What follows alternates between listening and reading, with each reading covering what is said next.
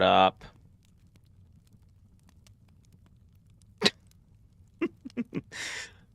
Sorry, I had to get my hot coffee or hot chocolate. Oh, you're looking at the screen. Yeah, I was sitting right here doing everything. And I was like, you know what? I need some hot chocolate with some marshmallows. Yes.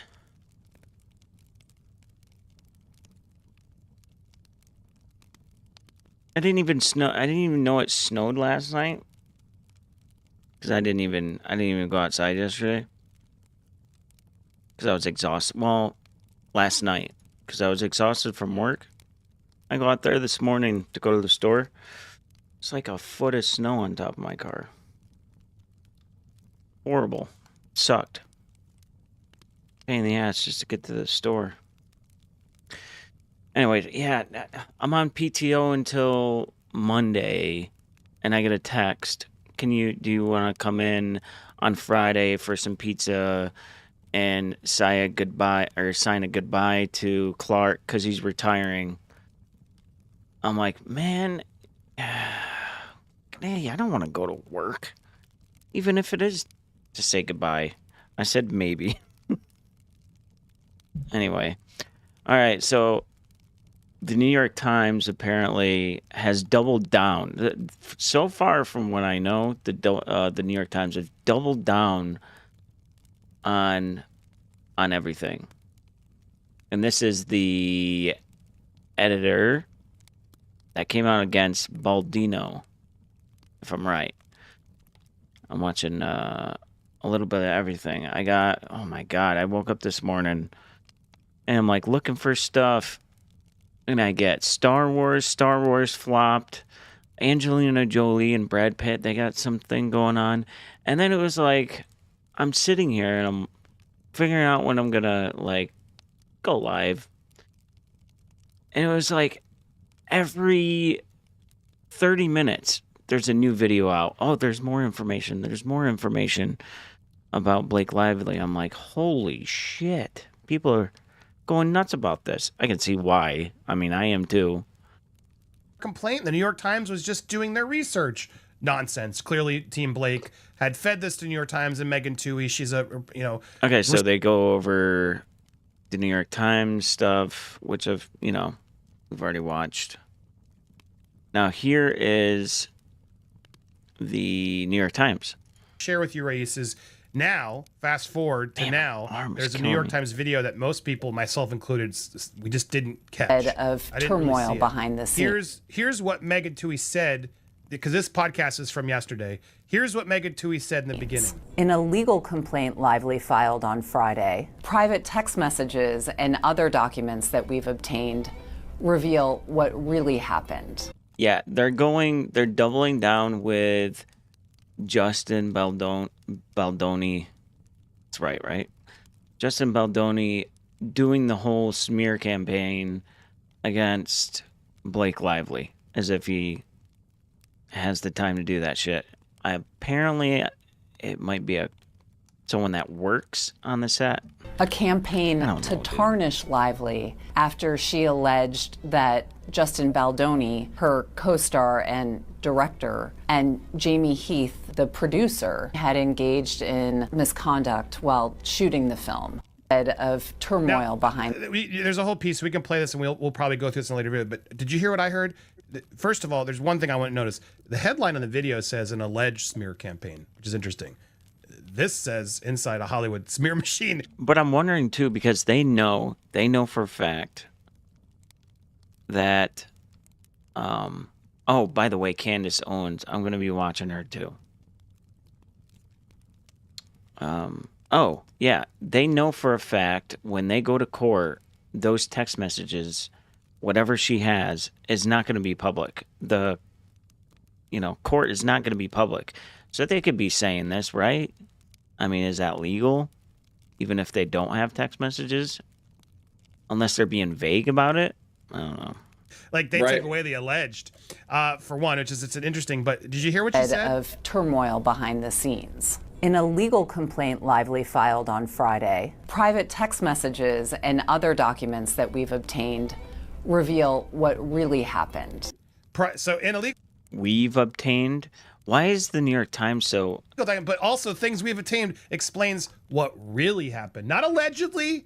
Not we don't know what really happened. And now when you go back and you see these new updates, well, could it?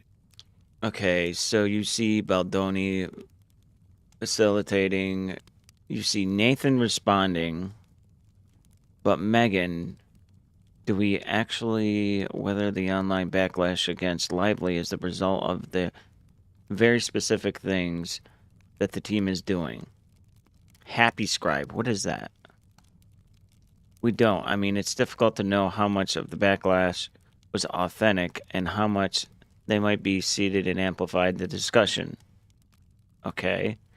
What we know is that in addition to the backlash against Lively, the girl, okay, by the end of the movie's promotional run, there was also a very strong pro-Justin narrative online, which Baldoni's team was celebrating. Okay. Well, if she's trying to take over the movie, makes him sit in the basement during the premiere, I'd say there's some bad blood already. So yeah, I could see why they celebrate. Describe that. Well, for instance, one PR person texts Melissa Nathan, the narrative online is so freaking good and fans are still sticking up for Justin. Okay, no biggie. You did such amazing work, she writes. Nathan replies, narrative is crazy. Sorry. Narrative is crazy good. The majority of socials are so pro-Justin, and I don't even agree with half of them. See, I think, yeah, that I don't agree with half of them. I'm guessing people like CANDACE Owens, like Republicans, that's what they mean. I don't think they mean I don't agree with half of them, as in like the people that believe he's, innocent and she thinks he's guilty and she's just saying that. I think it's the type of people that are on his side. I think that's what she means, and she's making it seem like another way. Could it have not been a smear and could have been organic? Well, we don't know. We don't know what's really authentic. We don't know how much was seeded or amplified. We can't be sure. So I put this back because this doesn't look good. And sorry, back, I want to get your thought. Both names are Andy. Go figure. Really authentic. We don't know how much was seeded or amplified. Okay, so this sounds in keeping with the kinds of things they had outlined in their plan to Baldoni. What does that actually involve? We don't know. We can't be sure. But last August, after the film premieres, instead of the negative press that Baldoni feared, there were a flood of negative press and comments online about Blake Lively. Something she did herself. It wasn't... That's the thing, too. Like, are we forgetting everything that happened? Like, don't even take the interviews and the smear campaigns from other places, I guess, while she's doing those interviews. Everything other than that. I mean, the fucked up things that you were doing to Justin in the film and all that other shit, And, yeah, the interviews you did yourself. What are you talking about, smear campaign? You were rude during an interview. People don't like when celebrities are rude to regular people. That's what it comes down to. Amplified. We can't be sure. So I put this back because this doesn't look good. And sorry, I want to get your thoughts legally. There's a lot to break down. Also, chat, this video that we just watched, shout out. I'm going to give her a shout. Oh, yeah. She's awesome. God, what's her name? Melanie King. She is a good investigator. She's really good at what she does. She's a streamer. She's really good. I like her. Okay, so he asked the lawyer. Does this look bad? It looks really bad. Hello. The word that I like is seeded, right? Did you hear that word? It's not hello. smear if it was seeded. It looks really, really bad. It looks like Blake and her team planted this. That behind the scenes that we're working on. That is some crazy hair there. Very, I'm not going to say it. Her. That's a dude. That's the bearded lawyer. On a smear campaign. Am I wrong? Do you see that? That's what I see. No, 100%. Yeah, I think the key takeaway here is that Justin Baldoni's lawyers are going to be all over this. I mean, watch. There's going to be a letter writing campaign that comes out of this. There's going to be deep discovery dives that come out of did I? this. People are going to get deposed to. Do you mean? Wait. Do you mean dude on the screen, or are you talking about someone else? Sorry, I lost thought of what I even said. Had access to the text messages. Who knew about the timing? Oh. All of that.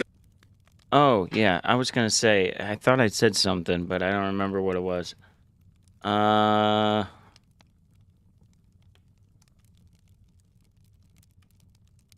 think that's how you spell it. This girl. Melanie King. She's very good at investigating stuff. Very, very good. I used to watch her a lot because she's smart. No, she's not a lawyer, is she? I forget what was it. The Amber Heard. It might have been the Amber Heard trial when I was watching The her. video editing, I imagine, at the New York Times, right? Because that is a big deal. The video editing, the B-roll. You know, it's not like how you and I may do things where we turn on a camera and we just film. There's a whole freaking team. People know about this. This is not something that just happening in a silo. Yeah, she's awesome. And that's exactly what very level-headed. What the law and discovery is designed to do, particularly digital and forensic evidence. And I deal with this a lot in my internet defamation cases, right? And so the deep dive into the digital aspects of this is going to apparently be a big reveal. I don't think it's going to work favorably for Blake. I don't think it. I think they're digging themselves a big hole. By the way, apparently Taylor Swift is distancing herself from Blake Lively. So that's not good for her. I'll tell you that much. Oh, and then he shows Melanie King is the one that, yeah, she's the one that found out about the article and the pictures, like the date being before Blake Lively sent in that police report. Or, yeah.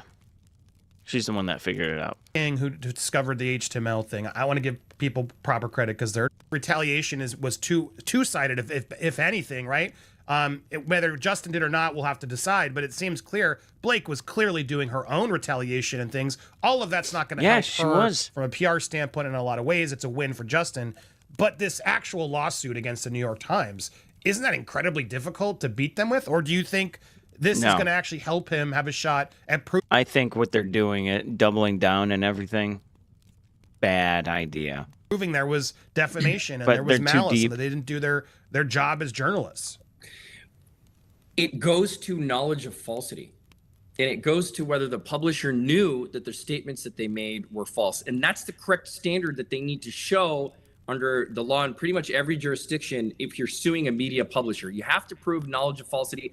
And that's exactly what caused CNN to lose their defamation case recently, where they had to pay $5 million in compensatory damages to a former Navy veteran for alleging that he was running a black ops, blackmail extortion of Afghani families leaving the country, right? That was a case that just went to trial, and it was a huge headline.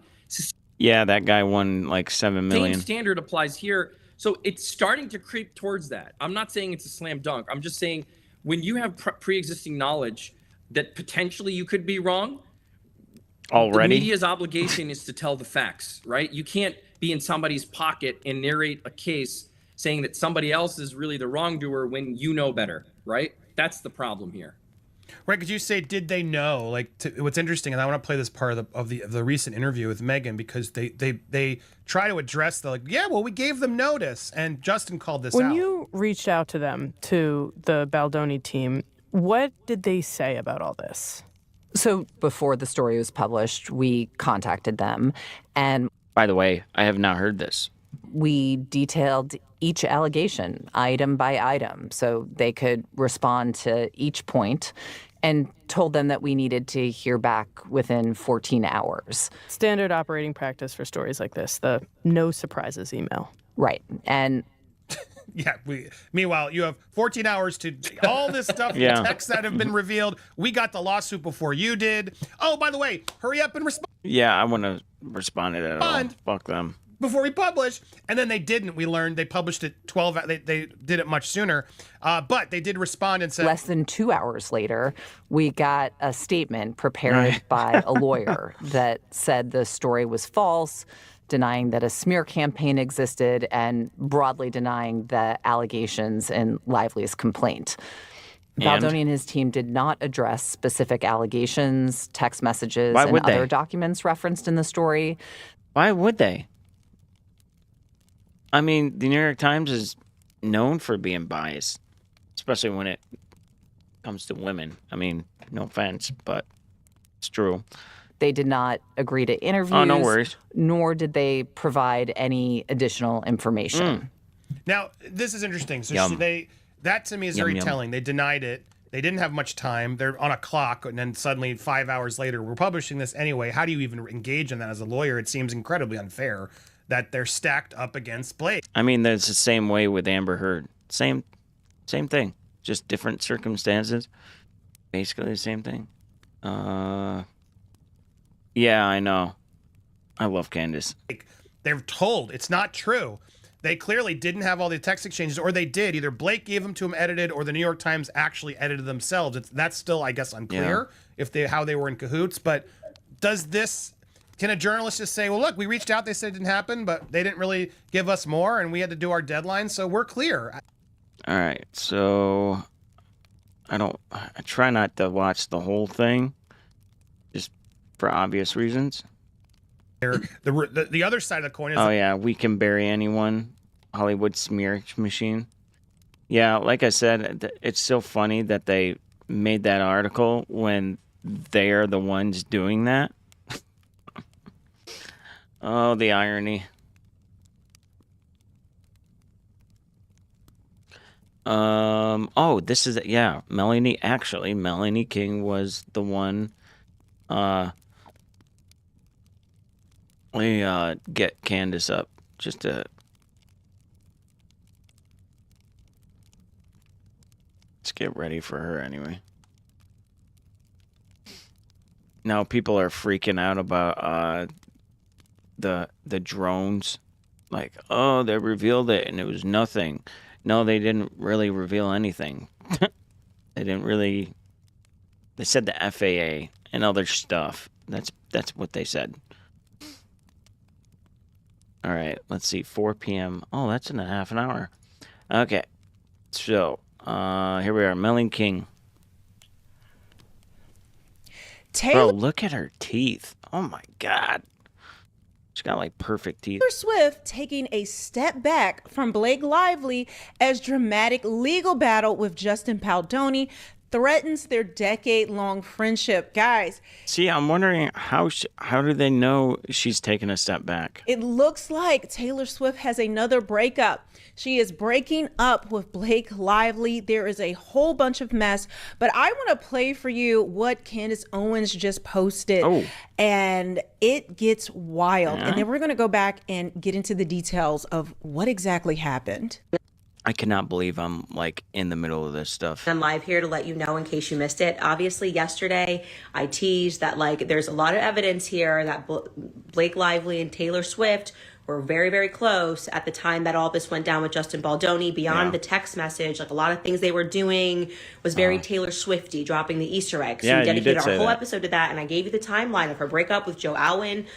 By the way, if you guys, for the few of you who are not following the story and don't know why this is a big deal, it's because it's the Me Too movement. I have 3 sons. It matters. So this morning, wake up, Taylor Swift's marketing team has inserted into the Daily Mail top headline that her and Blake Lively are no longer friends, and that Oh boy. she feels used and she doesn't want to be pulled into this lawsuit. All of Oh, ho, ho, ho, ho, that ain't good. Oh, really? Drama? Like Lively drama? She was invested? I honest to God, I don't know how you can't be invested in this stuff. Because it involves Hollywood, it involves sexual assault, like fake sexual assault. It has the evidence.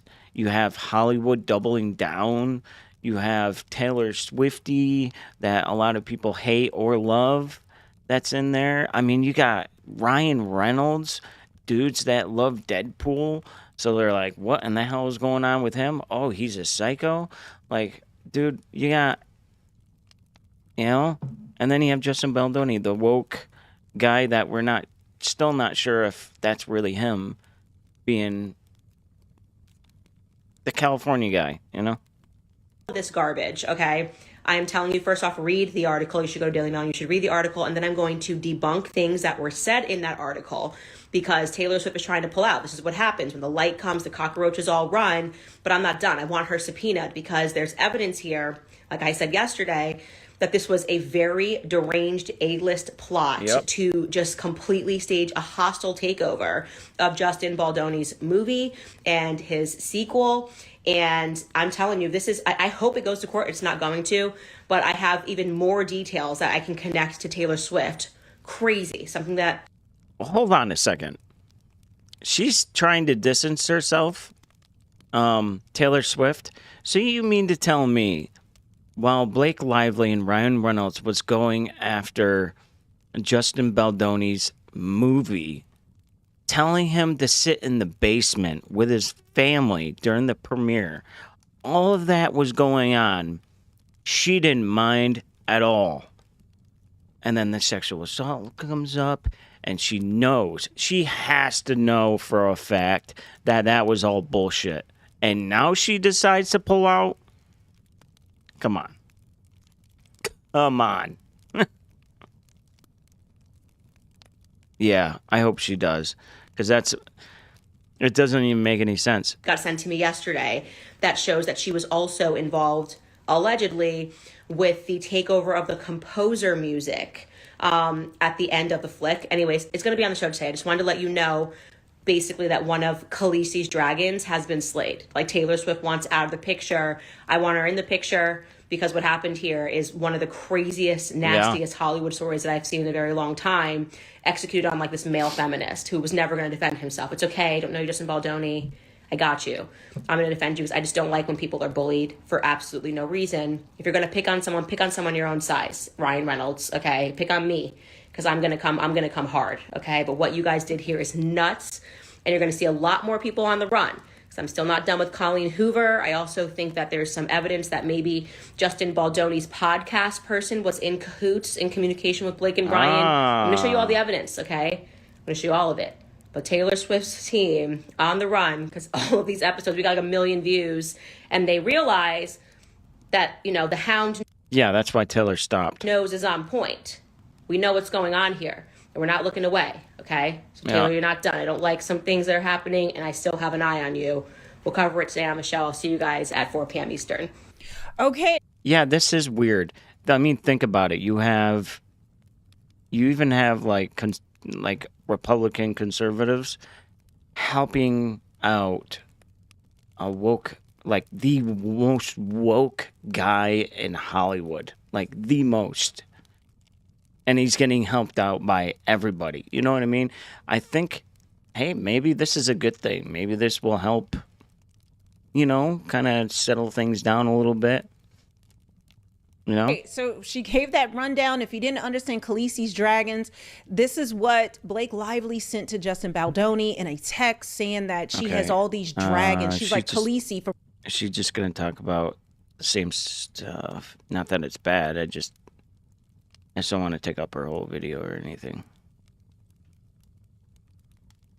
I really do hate doing that. Let's see. So what were we talking? Oh, yeah. Daily Mail. 2011 and 2000. Let me just go look at the the article. How about I do that?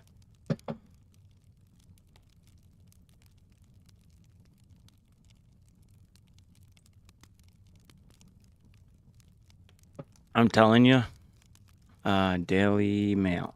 That's it, right? Hot chocolate with like the marshmallows melted. Oh my God. Oh, Taylor. Yeah, that's Taylor Swift's plain flag. Oh, here we go. Here we go.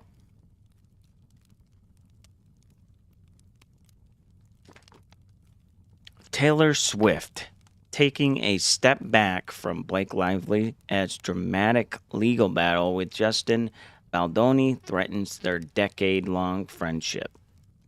I wonder how that conversation went.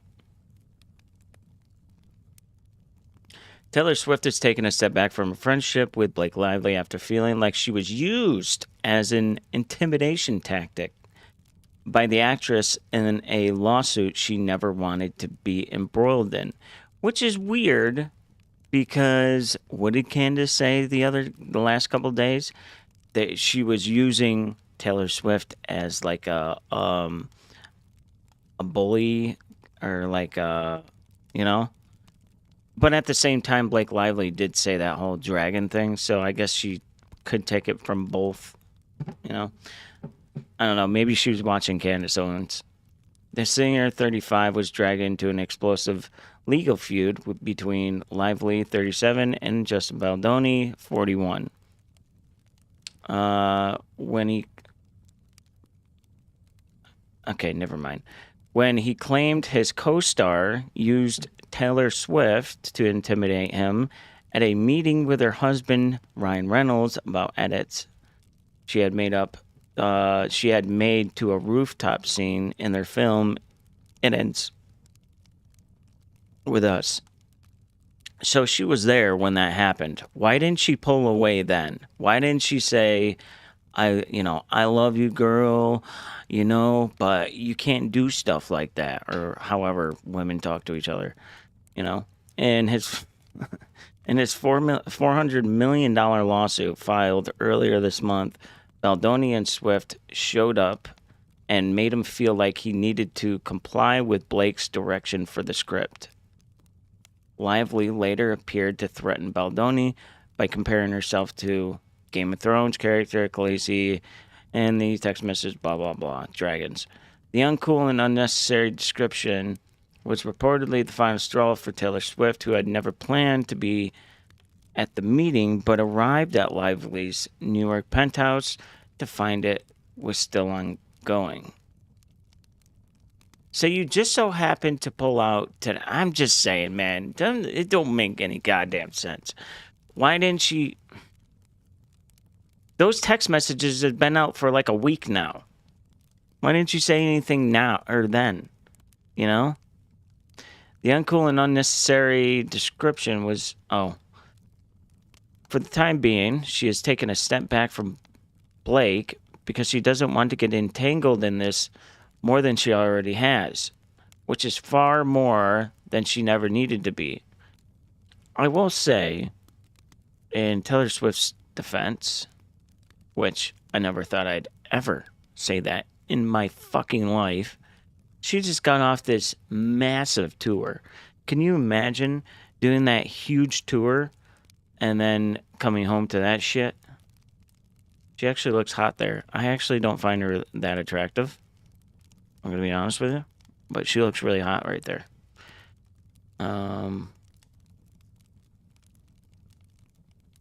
Anyway. Taylor Swift takes a step back, blah, blah, blah. Okay, see?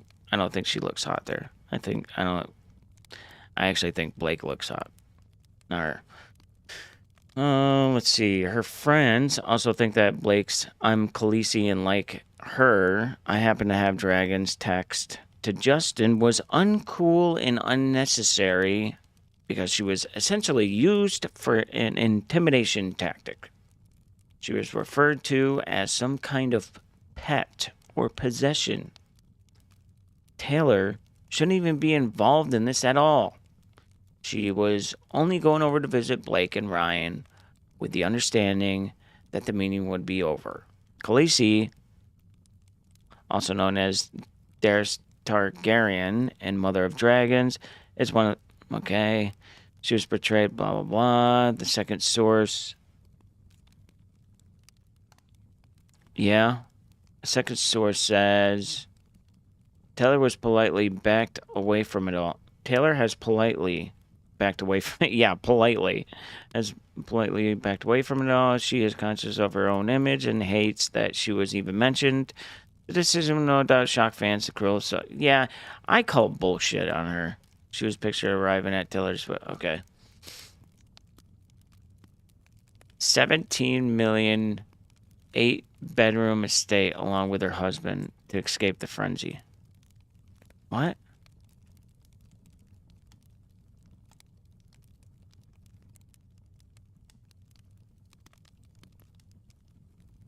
Can you imagine dealing with this every day?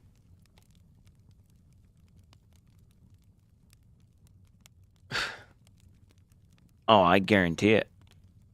I bet she was too. Imagine dealing with that every fucking day. That dude's got a merce.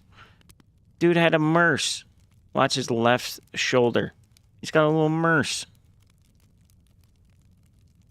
Ah, there's that. That's the picture for my thumbnail. Oh, that was her. I was about to say, that kind of looked like Blake. Legally, no, I'm sure she's taking a step back. Because, exactly. As if she doesn't have the fucking money. Right? You know what's funny, though, if you think about it? So you have Taylor Swift, multi-billionaire, I think at least a billionaire, right? And she's taken a step back. Now you think of Justin Baldoni's friend, who is a multi-billionaire, and he said, fuck it, I'm going to go in with you, and I'm going to sue Ryan Reynolds. I'm just saying. You know what I mean? You got one that takes a step back, and one that's like, I got your back. That says a lot. You know what I mean? I didn't even think that.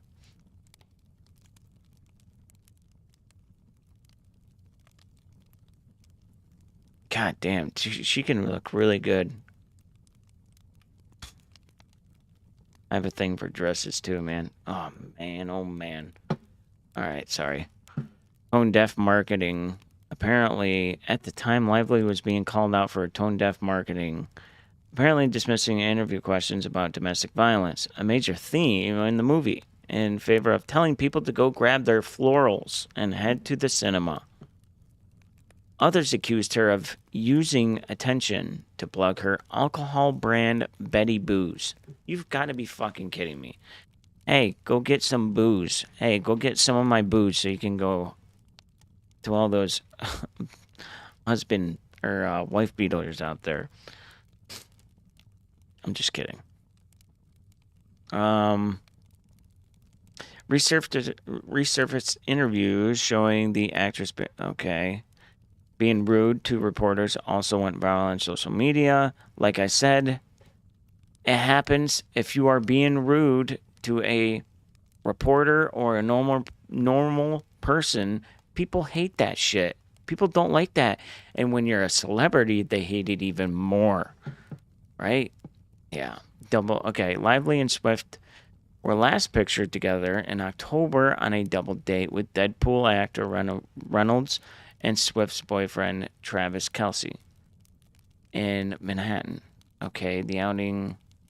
They're still together, right? Yeah, 2 months before she filed the complaint with the Okay, the outing came 2 months before she filed the complaint with the California Civil Rights Department, in which she accused Baldoni of sexual harassment and creating a toxic work environment on set. It ends with us. Yeah, it looked so toxic. At the same time, the New York Times released a story based on her legal filing that accused him of orchestrating a smear campaign against her. Delusional. Swift, whose song My Tears Ricochet was featured in the soundtrack was then pulled into the roller coaster saga when Baldoni fired back with a stinging $400 million lawsuit countersuit against Blake Lively and Ryan Reynolds, in which he accused the Hollywood couple of conspiring to trash his reputation. Which, yeah, I'm no lawyer, but it looks pretty solid to me. Baldoni, who is also suing the Times for defamation. Baldoni, who is also suing the Times. Yeah, I was hoping so. Claimed Lively hijacked the filming of the movie as he attempted to blow her allegations to smithereens. Yeah, I'd say so. Dude, I don't know how people find her that attractive. I really don't. I just don't.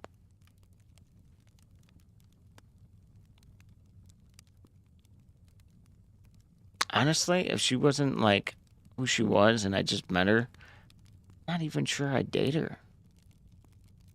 And I'm not I'm nothing special. So, in her filing, the actress claimed a meeting was held at her home in January 2024 to address a hostile work environment that had nearly derailed production, and that both parties discussed in detail the inappropriate conduct that Lively and the other cast and crew experienced at the hands of Baldoni.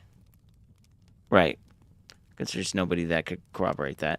But in his suit, Baldoni claimed he was invited over with a Sony executive to discuss her rewrite of the rooftop scene when Reynolds launched into enthusiastic praise.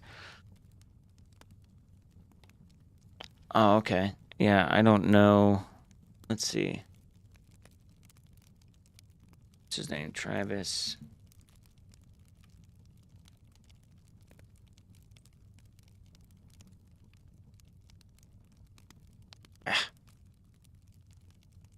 Oh, what's her name?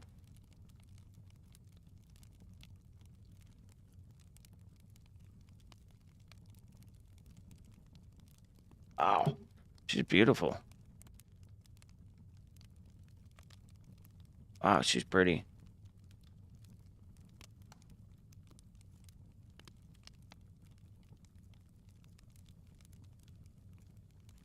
But, I mean, of course, it's not all about looks, but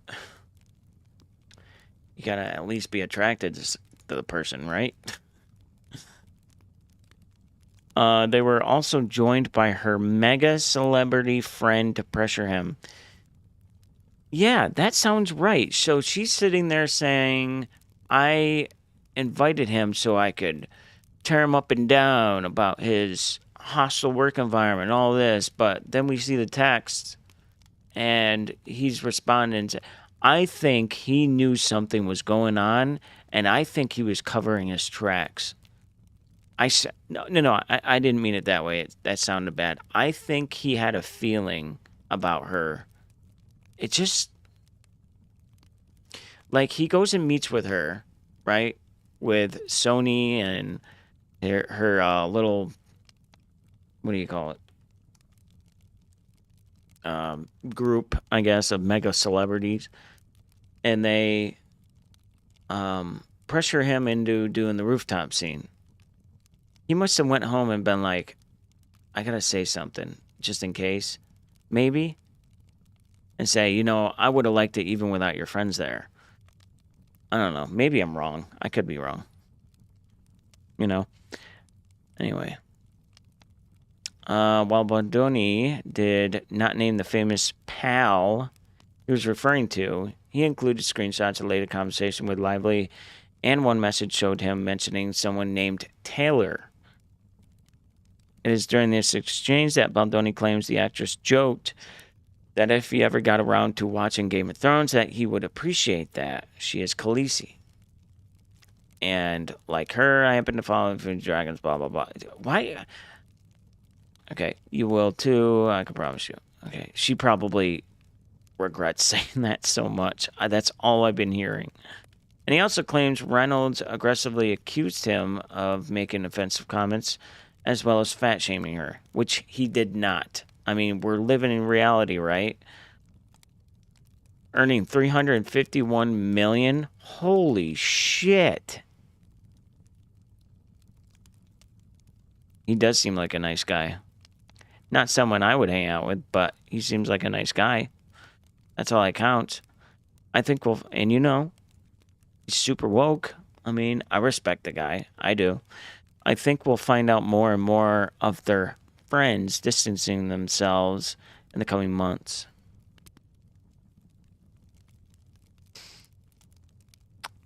To accept all this and not do anything or fight against it is what kind of person he is, honestly. Good guy. Yeah. 100%. I think there's a lot of guys out there that half of this stuff, they would have been like, Jesus fucking Christ, what else do you want? You know? Instead, he was like, you know what? Usually we wouldn't do this, but let's just go with it. Let's just get this over with, you know? Taylor was involved in the movie, though. If she picked one of the cast members, younger version of Blake, and her song was in the movie, she's involved. Her publicist, Tree Payne, has likely told her to distance herself from Blake, thus no Blake in the chef's box. Good advice. The situation is becoming more damning by the hour. I agree. Every hour, it's like something comes out.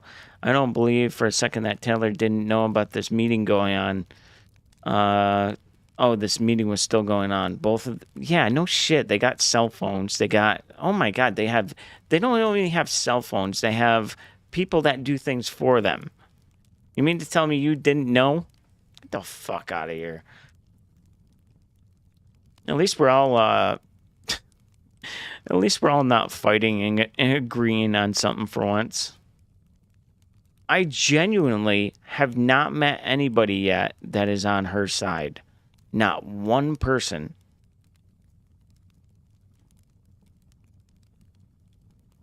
It's crazy. Breaking new proof found refuting Blake Lively's claims. Months-long collusion was planned. Oh, yeah, we already got that. Is this the same thing? Boy, everybody's talking about this, huh? Yeah, I think Ryan Reynolds is toast.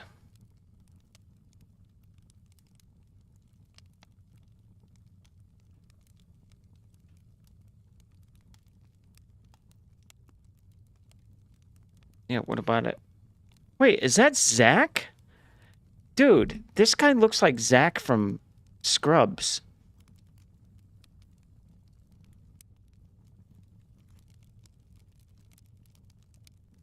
Yeah, I know, right? Tell me that don't look like fucking Zach from Scrubs. God damn it. Look! Holy shit!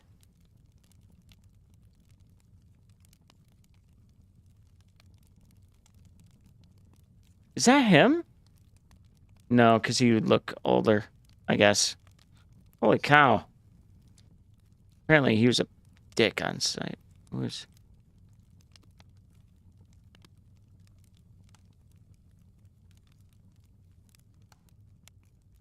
Wait.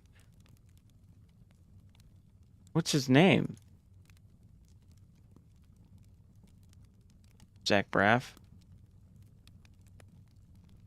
Okay. No, it isn't him. Okay. Just making sure. Associated with it. Fit to even own the rights to this project. So maybe behind the scenes. Justin is a gaslighter. What? Hold on. What the fuck is going on here? It's the information. Look, I'll pull up a photo right now. It's the information that you get. There's a video I just took of my baby, right? That's a nice video of my baby learning how to stand, right? So if you click these dots here, the metadata is all. Okay, I'm going to let her go on for a little bit. Okay. The publicist who has a bone to pick with Wayfair coming in with those receipts. It's like maybe they thought they had a slam dunk case. As we've seen, there is more nuance to the story. So great work there by Guji Pooj. And now I'm going to go over to Leanne Newton. She said, I saw the videos going about the metadata of New York Times images in the article that dropped the story about Lively's CRD complaint in the alleged smear campaign. But no one looked at the metadata from the text messages because they were embedded. So I got the metadata. Oh boy. So I got the metadata that shows the text messages were embedded on the 31st of October 2024, almost 2 months before CRD was filed. It would have been impossible for Baldoni to have leaked this. God. My personal opinion, there's been enough of a lengthy, well-coordinated collusion between all involved, and the timing of both Lively's CRD and Stephanie Jones' filings right before Christmas is no coincidence. Yup. No, I don't. Unfortunately. That's crazy. How do you... 31st of October, dude. Holy shit. And it shows the text messages were embedded on Halloween, October 31st, 2024, almost 2 months before the CRD was filed. It would have been impossible for Baldoni to have leaked this. My personal opinion, there's been enough of a lengthy, well-coordinated. So they do a right click, and then they're This article in the New York Times about the Blake Lively CRD complaint. This is going to drive so much traffic to their... Not for a good thing. And this is like the code, right? This is like, I mean, again, God bless the nerds out there. I mean...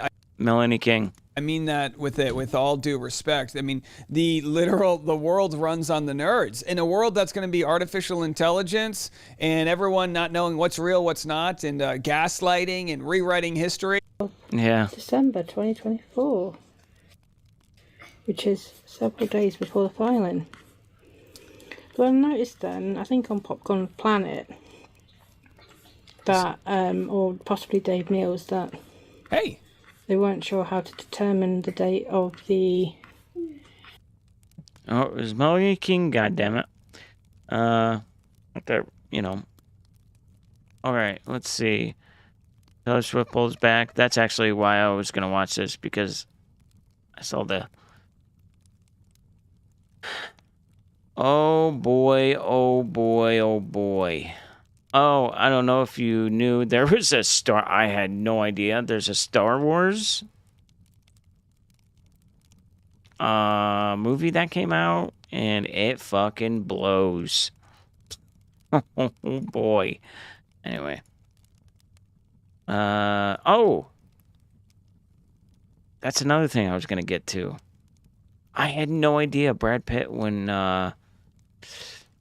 Angelina Jolie, apparently Brad Pitt is abusive. That's some crazy shit. I didn't know that. Did you know that?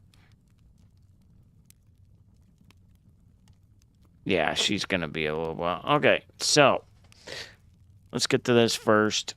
She's going to be a little while. We'll bet. Just to be clear, so we know what we're talking about. Rule that Brad Pitt... All right, here we go. Yeah, man. Apparently Brad Pitt is abusive. And it don't look good. Because, like, I was trying to be...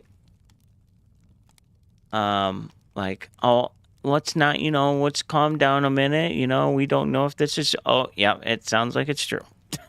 Angelina Jolie just landed a major legal win over Brad Pitt as a judge has now ordered him to release documents that could shed light on alleged abuse during their marriage. The ruling adds fuel to their ongoing bitter battle over Chateau Miraval, the French vineyard that they once owned together. With millions of dollars at stake and both sides accusing each other of misconduct, this high-profile legal war shows no... Even the two most beautiful people on the planet signs of letting up, and it's only set to get uglier. Welcome to Sidebar, presented by Law and Crime.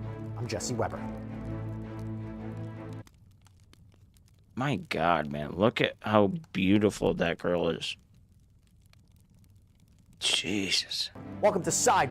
I think that was before she did her lips and all that, isn't it? I don't know. I think she looks beautiful. Bar, presented by Law and Crime. I'm Jesse Weber. Well, the bitter legal battle that's been happening between former A-list couple Angelina Jolie and Brad Pitt took another dramatic turn this week as Jolie scored a significant victory in her fight against her ex. A judge has ruled that Brad Pitt has to hand over some very crucial documents and communications that could potentially back up Jolie's accusations that Brad Pitt abused her during their marriage. So, know what's crazy to me? The top people in Hollywood, like the top of the top, in the last 10 years or so, like all of them we're like hearing things about them. Like, you're old enough, you remember, like, you didn't hear about any of this shit growing up. None of this shit. It's just so weird to see how different times are. Like, we hear about their lives. Like, back then it was like this big mysterious, like, you see this huge movie star in a movie, and then once in a while you see a glimpse of them, and that was it. Like, that's all you knew about them. Now we know everything about their lives. It's crazy. And this is all just adding to their already tense feud over their French vineyard, Chateau Miraval. Yes, that's what this is about. So I want to back up to where this all began to make sense of this. So Pitt and Jolie, they purchased this vineyard, Chateau. That looks like the vineyard on GTA 5. Oh, I know. Yeah. Miraval back in 2008. They actually got married there. And as we know, the couple ended up filing for divorce in 2016. And then in 2022, that's when this legal fight begins. Because that is when Brad Pitt files what is a reported $67 million lawsuit against Jolie after she apparently sold her portion of the family-owned vineyard to a Russian businessman named Yuri Shefler. And Pitt claimed that Jolie had violated the terms of a verbal agreement that they had, where neither of them could sell without getting the okay from the other. You needed the other person's consent. And now here's the thing. Jolie says, you know what? I actually tried to sell my portion of the property to you, Brad Pitt, in February of 2021, but apparently she claims Brad Pitt backed out of the agreement. Why? Jolie argues he backed out because he wouldn't buy her share unless she agreed to sign an NDA, a non-disclosure agreement, that she claims would keep her quiet about alleged abuse of her and their children.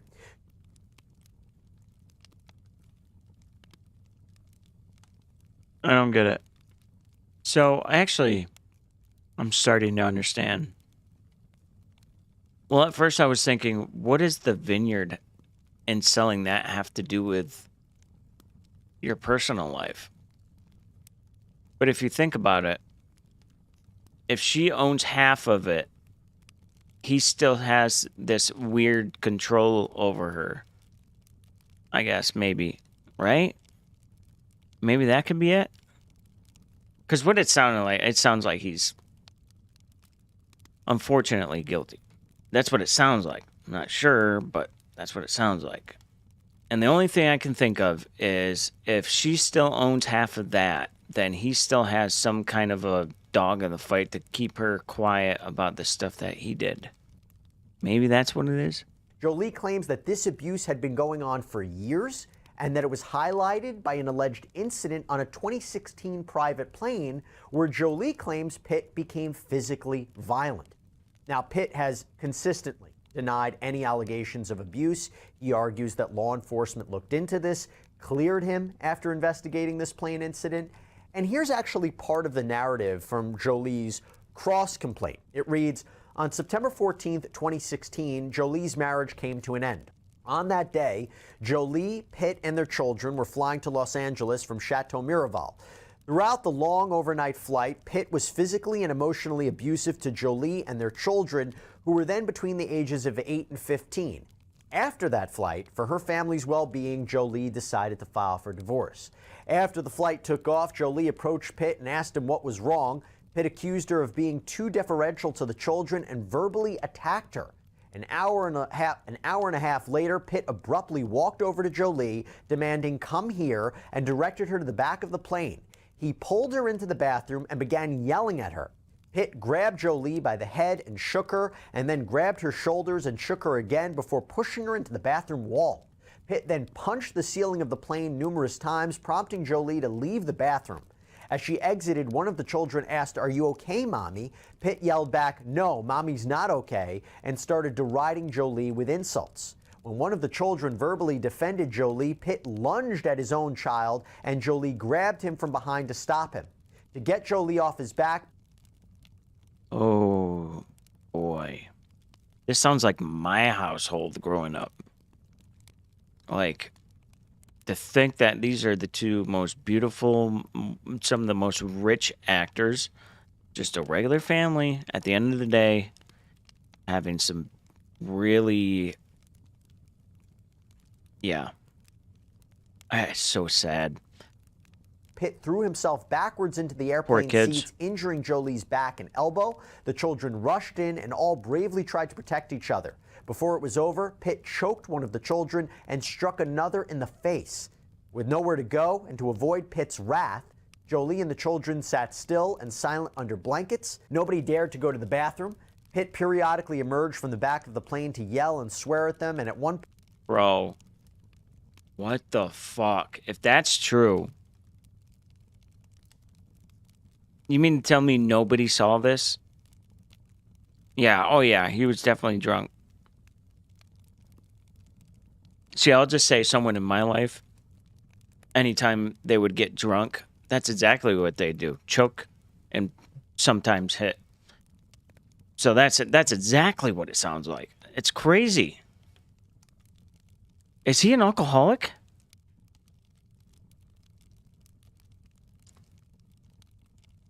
Let's see.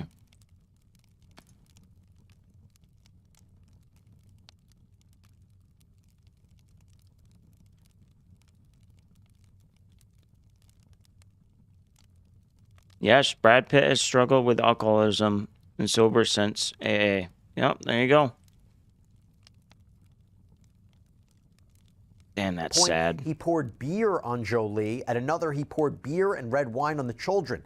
After many tense hours, Pitt finally fell asleep. I can see why she left. Now, these are her allegations. Jesus. And Jolie's attorneys go on to say that she arranged for different transportation from the airport to a hotel where she planned to stay with the children.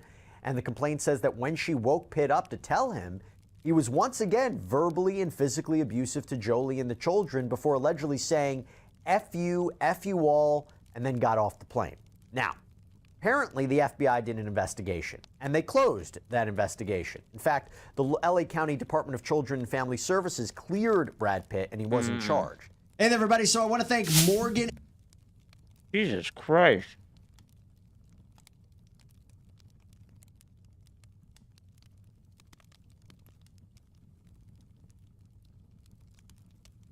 I know, right? From the day of this plane incident, Jolie's attorneys had this to say in a motion to compel that was filed with the court in Los Angeles in August. The failed transaction between Pitt and Jolie and this entire case turns on the reason why a new NDA covering Pitt's personal conduct was essential to him and a non-starter for Jolie. Pitt is asking the jury to award him tens of millions of dollars in damages plus punitive damages, claiming Jolie acted vindictively and maliciously when she did not sell him her interest in Miraval. In contrast, Jolie's position is that she had an agreement to sell her interest to Pitt, but he refused to go forward unless she signed a new draconian NDA designed to change her voluntary silence to Pitt's contractual right to demand that she never speak publicly about Pitt's abuse, control, and cover-up. Jolie... What?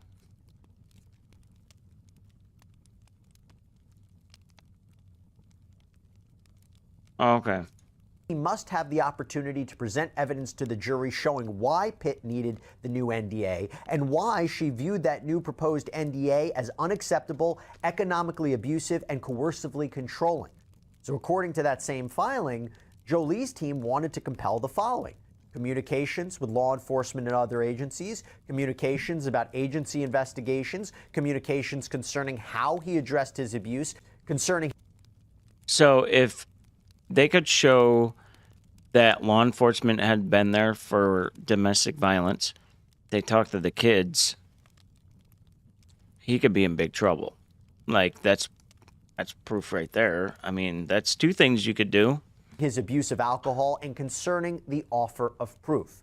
Now, the Daily Mail reports that Jolie had petitioned the court to order Pitt to turn over emails, texts, other communications between September 14th, 2016 to December 31st, 2018. Again, this is all an effort to prove Jolie's claims that Pitt was trying to get her to sign an NDA. Now, before we get any further into this, I want to bring on a special guest to help me break all of this down. I'm joined by trial attorney David Ring, who specializes in these kinds of abuse cases or alleged abuse cases. David. You know what the crazy part is, or the funny part? He's such a moron that if he would have just let her see, part of me, since I'm, well, I am an alcoholic. I haven't drank in like 12 years. I try to go and think like, oh my God, this guy was an alcoholic. He put his hands on her. And now that he's sober, he's probably, changed. But then you go and then you look at her trying to sell that half of the wine vineyard. And he's like still trying to cover his tracks. It's like, dude, you know what the funny part is? She was probably so done with all that shit.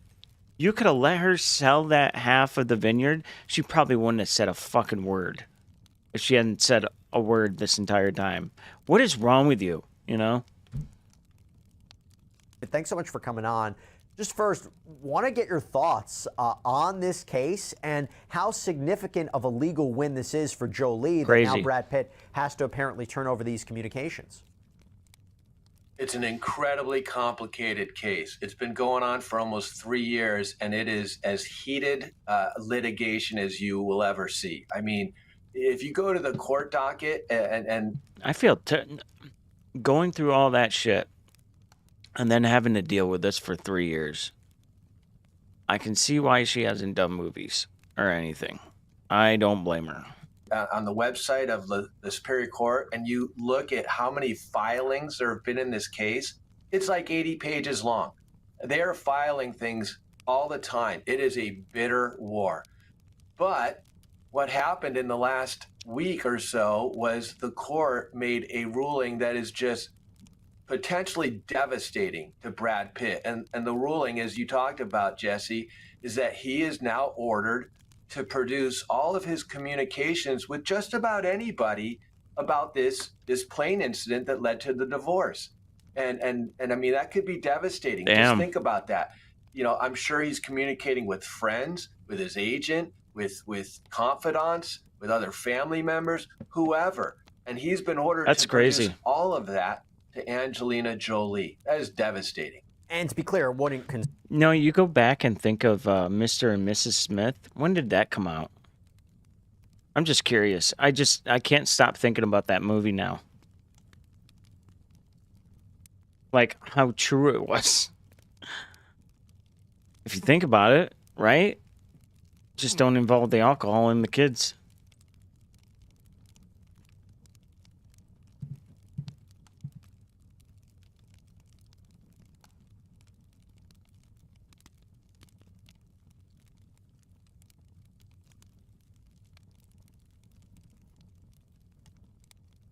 Yeah, what's up with that? Oh, Mr. and Mrs. Smith, now they're both... Oh my God, you can't make this shit up. The movie was much better. We all know it. Okay, she just got on, so... whoops. Concern his communications with lawyers, that's privileged communication, or his, if he has a therapist or anything like that, that would be ultimately privileged as well. But is this a rarity in these kinds of cases? Because we have to remember, this is originally a contract dispute. She's explaining why she chose not to sign the NDA, why she decided not to sell her interest to him, and it's now being morphed into these abuse allegations. And it makes me wonder, how often would a court actually compel the production of what it could be very damaging documents. Yeah. Highly Oh well. unusual. It's very, very unusual. Now, look, this is a very unique case and very high-profile case, obviously, and they've had some heated battles over this discovery issue. But look, in my opinion, having read the all of the briefing and the court's order is extremely broad. I mean, it covers some very, very sensitive communications, and you would not see most courts grant something. Wait, is this going to be like? I wonder if this is going to be public. So broad, where a person has to divulge basically all of their communication. Dude, that film was so good, so good. Yeah, that was. Oh yeah. Yeah, that Angelina Jolie. Communications about a particular incident, communications they made with anyone about these 5 categories of topics that are highly sensitive. So no, it's highly unusual, and I don't think we've heard the end of it. I don't think Brad Pitt and his team are just going to roll over and produce all these things. No, I want to address that, the way they could fight that back and what they've called it in a second. But just to be clear, so we know what we're talking about, Jolie's legal team has argued that these documents will show communications concerning, again, alleged abuse, allegedly lying to authorities, years of a cover-up, an alleged cover-up. What kind of evidence do they think they are going to get here? Okay, so let's back up. Her point in this whole lawsuit is, hey, I would have entered into this sale of the Marival vineyard with you, Miss Brad Pitt, except you then offered me this draconian non-disparagement agreement that I refused to sign. The reason you offered it to me is because you want me to remain silent about all of your bad acts that happened in this marriage. Physical abuse, alleged physical abuse towards Angelina Jolie and the kids. And so... Yeah, and she probably wouldn't have said anything. And the crazy thing is, even if she did, nobody would know any of this stuff. No one would know nothing. And I guarantee you, most people would probably take his word over hers. And none of this shit would ever come out. But he's a moron. Thank God he's a moron. These celebrities and their godhood. She says to the judge, in order for me to prove my case, I'm entitled to evidence that he did engage in these bad acts. And what's the best evidence of that? His own admissions that he may have made to other people in text messages and emails.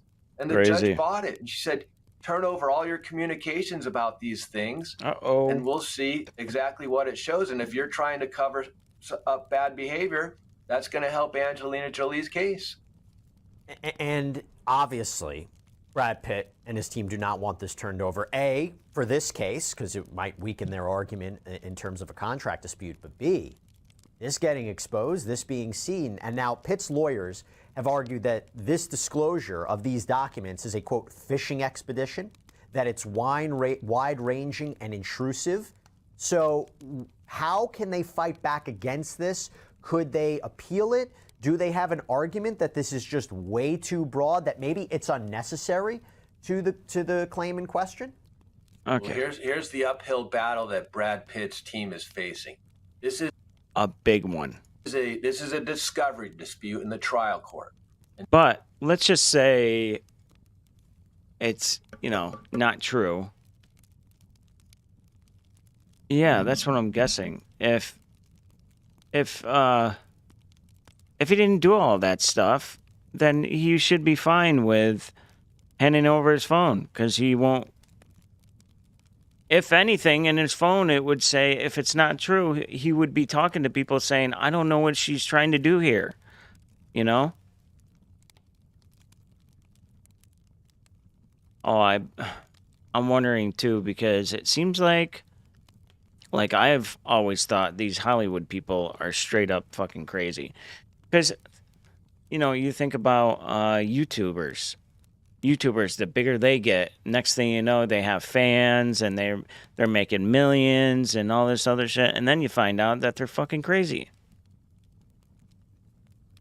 You know what I mean? And trial judges have great discretion on how they rule on discovery disputes. It's all started with what's called a request for production of documents. And that's just something that trial courts handle every single day. So what is Brad Pitt's team? What are their options now? Well, is there anything else? I mean, it was behind closed doors. This was an arbitration. And Judge Odekirk made the decision that I'm look at how goddamn beautiful she is. She's gorgeous. not going I know. to I mean, I know she has a bunch of makeup on and all that stuff, but still. hear from the kids. I don't need to hear from them. I have enough evidence in front of me to make a decision. Yeah, me And either. his decision You'd think. was that they should have joint custody of the kids. All right? Yeah, I kind of feel like for some weird reason, psychopaths, I think, just end up becoming successful because they don't worry about anything else. Like, most people have these feelings and, you know, they don't like to fuck people over to a certain degree, and psychopaths just don't give a shit, and they roll over everybody they can, fuck over as many people as possible. Yeah. Yeah, I'd marry her. If she just walked up to me someday and just asked me to marry her, I'd do it. Didn't. And she won that argument. She went and said, hey, he needs all of his rulings in this custody dispute. An arbitrator, a private, a lot of judges do that. They go into private mediations. And he is actually the judge who married them. Funny thing is, I think a lot of women would, too. In France, at the chateau, he was the officiant of that. What? They agreed to use him in this custody dispute, which was behind closed doors. This was an arbitration. And Judge Odekirk made the decision that I'm not going to hear from the kids. I don't need to hear from them. I have enough evidence in front of me to make a decision. Uh-oh. And his decision was that they should have joint custody of the kids. All right? So what Angelina Jolie was not happy with that decision. She did. Yeah, that's kind of weird, the fact that he didn't want to talk to the kids. I think he knew if he talked to those kids, he would have had no choice. Did not. That was a win for Brad Pitt. And so what happened next was Angelina Jolie said, well, Judge Odekirk was biased because he had had cases in the past. Especially in that movie. What was the name of that movie? It was the one where, like, the curved bullet. Oh, my God. She was just not saying, like, half of the movie, she didn't say one word. And there was something about that. Man. Boy, oh, boy. With Brad Pitt's legal team. And he was required to disclose that, and he didn't. And she won that argument. She went and said, hey, all of his rulings in this custody dispute case need to be vacated because he had a conflict of interest. Yeah. And she won that argument. Yeah, Megan Fox is another one. To this group, this Russian group, Stolivanka. That's his position in the case, saying she did this just out of pure spite and vindictiveness. So you can see it is a lot of moving parts. It is complicated. And going back to this whole NDA thing, right, where Jolie seemed to make the argument, I filed this domestic violence evidence under seal. I did it to protect Brad Pitt's privacy, to protect her family. But she claims he feared that this would eventually become public. That's why he wanted her to sign this NDA. What a moron. Yeah. Wanted. This guy's a true... God, I swear people in Hollywood are stupid. He wasn't willing to just rely... That just shows how paranoid he was, too. That says a lot. Dude, it's starting to sound like he's guilty. Like, it sounds like he was super paranoid about something. On Jolie to say that, this would never come out. And that's why he changed course. Look at that. Asked her to sign this NDA, very restrictive NDA. Now, Pitt's team has pushed back. And they argue that Jolie is using this NDA to cover for her violation of the agreement And he has maintained that the NDA was strictly business. He claims her actions, as you said, are a result of vindictiveness, that it was malicious. He is requesting punitive damages against Joe. She's way more, she's on a different level than he is, I think. What was I going to say? Shit. So I have a few questions here now. So if they have to turn over this evidence, if Brad Pitt has to turn over this evidence, do we as the public, will we see it? Will this be made under seal? I forgot. How much of this will be exposed? And let me also say, if this goes to trial, how much would this be exposed? So initially, the public's not going to see it because what it is, it's going to be an. Oh, well, there you go. Yeah, she's done more hit movies than he has, in my opinion. Mr. and Mrs. Smith, finding... Where's the one where they're around the dinner table?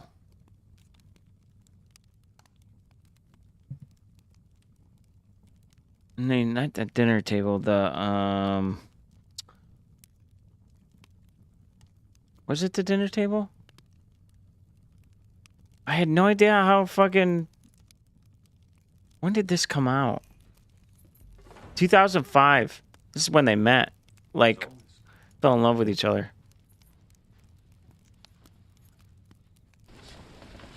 It's a nice surprise. I hope so. You're home early. I missed you.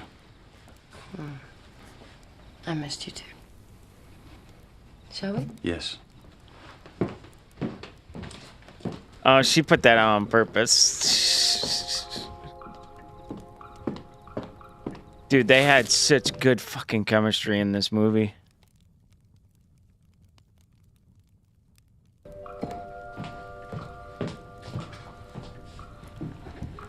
You only broke these out for special occasions.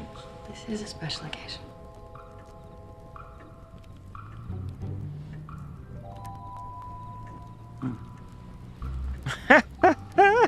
Dude, that's why it was such a good movie, because they weren't acting.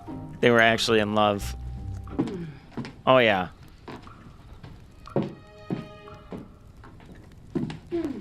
Trying to impress each other, you know?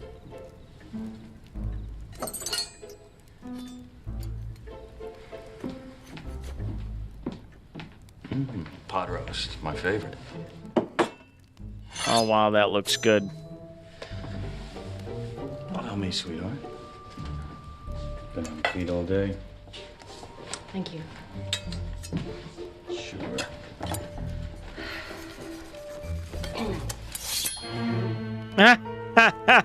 The way she pulled that out.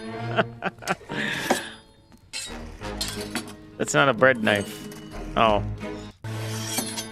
I want to see that again. That was... God, she's... God damn it, she's sexy. God damn it.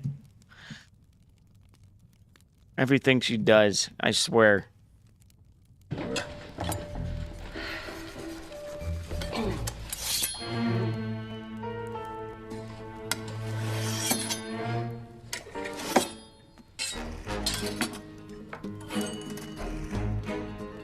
I love it. So how's work?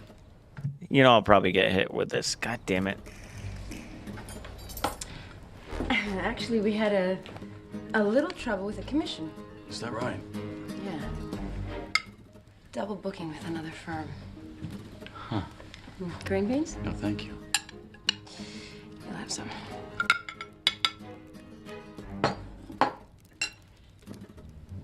Well, I hope everything works out okay. It hasn't yet. But it will. Nope. I gotta watch this movie again, man. God damn it. Oh, it's so good.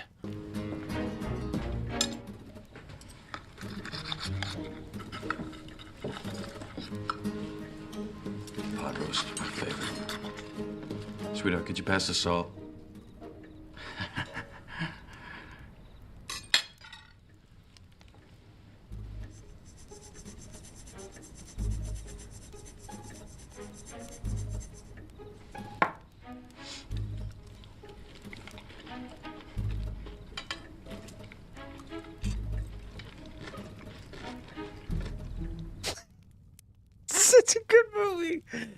Oh man, you could just see it too.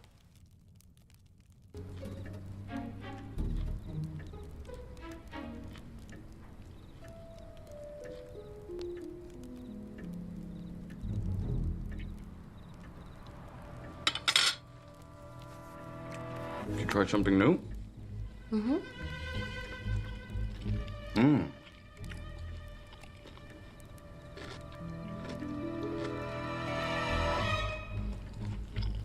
So basically, she's fucking with them, putting new ingredients in there, putting the Drano out. You know, I love it. Yeah, I'm gonna go to Candace here in a second. Another one, How is Atlanta? dude. A 14-year-old in Pennsylvania revealed to his parents he was having a sexual relationship with the middle.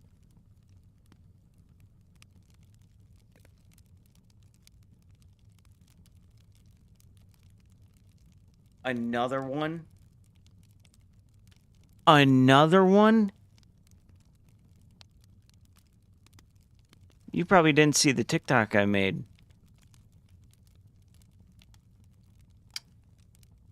New York City found out as many as 100 teachers were texting and hanging out with their students. Some of them having sexual relationships with their students.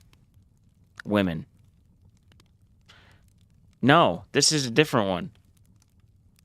They had to develop a task force. It's so bad. Catching teachers sleeping with their students. That's how bad it is. They made a task force because so many teachers are sleeping with their students. Yeah. Middle school guidance counselor. Now she faces multiple charges and is on administrative leave. Trial attorney and former prosecutor Florina Altschuyler joins us to talk about the case. Welcome to Sidebar, presented by Law and Crime. I'm Jesse Weber. I basically made a video. I was going to say I can't believe. And I said, you know, to all the people that told me, no, it hasn't gotten worse. It's just that people are getting caught. This is for you. And then it was like 100, as many as 100 students or teachers got caught. Like, exactly. I agree. How the fuck do you not know? It's getting ridiculous. Like, it's gotten, like, I just can't imagine. Why would you want to be with a little boy? A boy. Like, what is wrong with you? Even if the guy's, let's say he just turned 18 in his senior year. Are you really going to throw away your teaching job, go to fucking prison, look over your shoulder for that long, get out of prison, and not be able to have a job? All because you wanted to fuck some boy that you were teaching.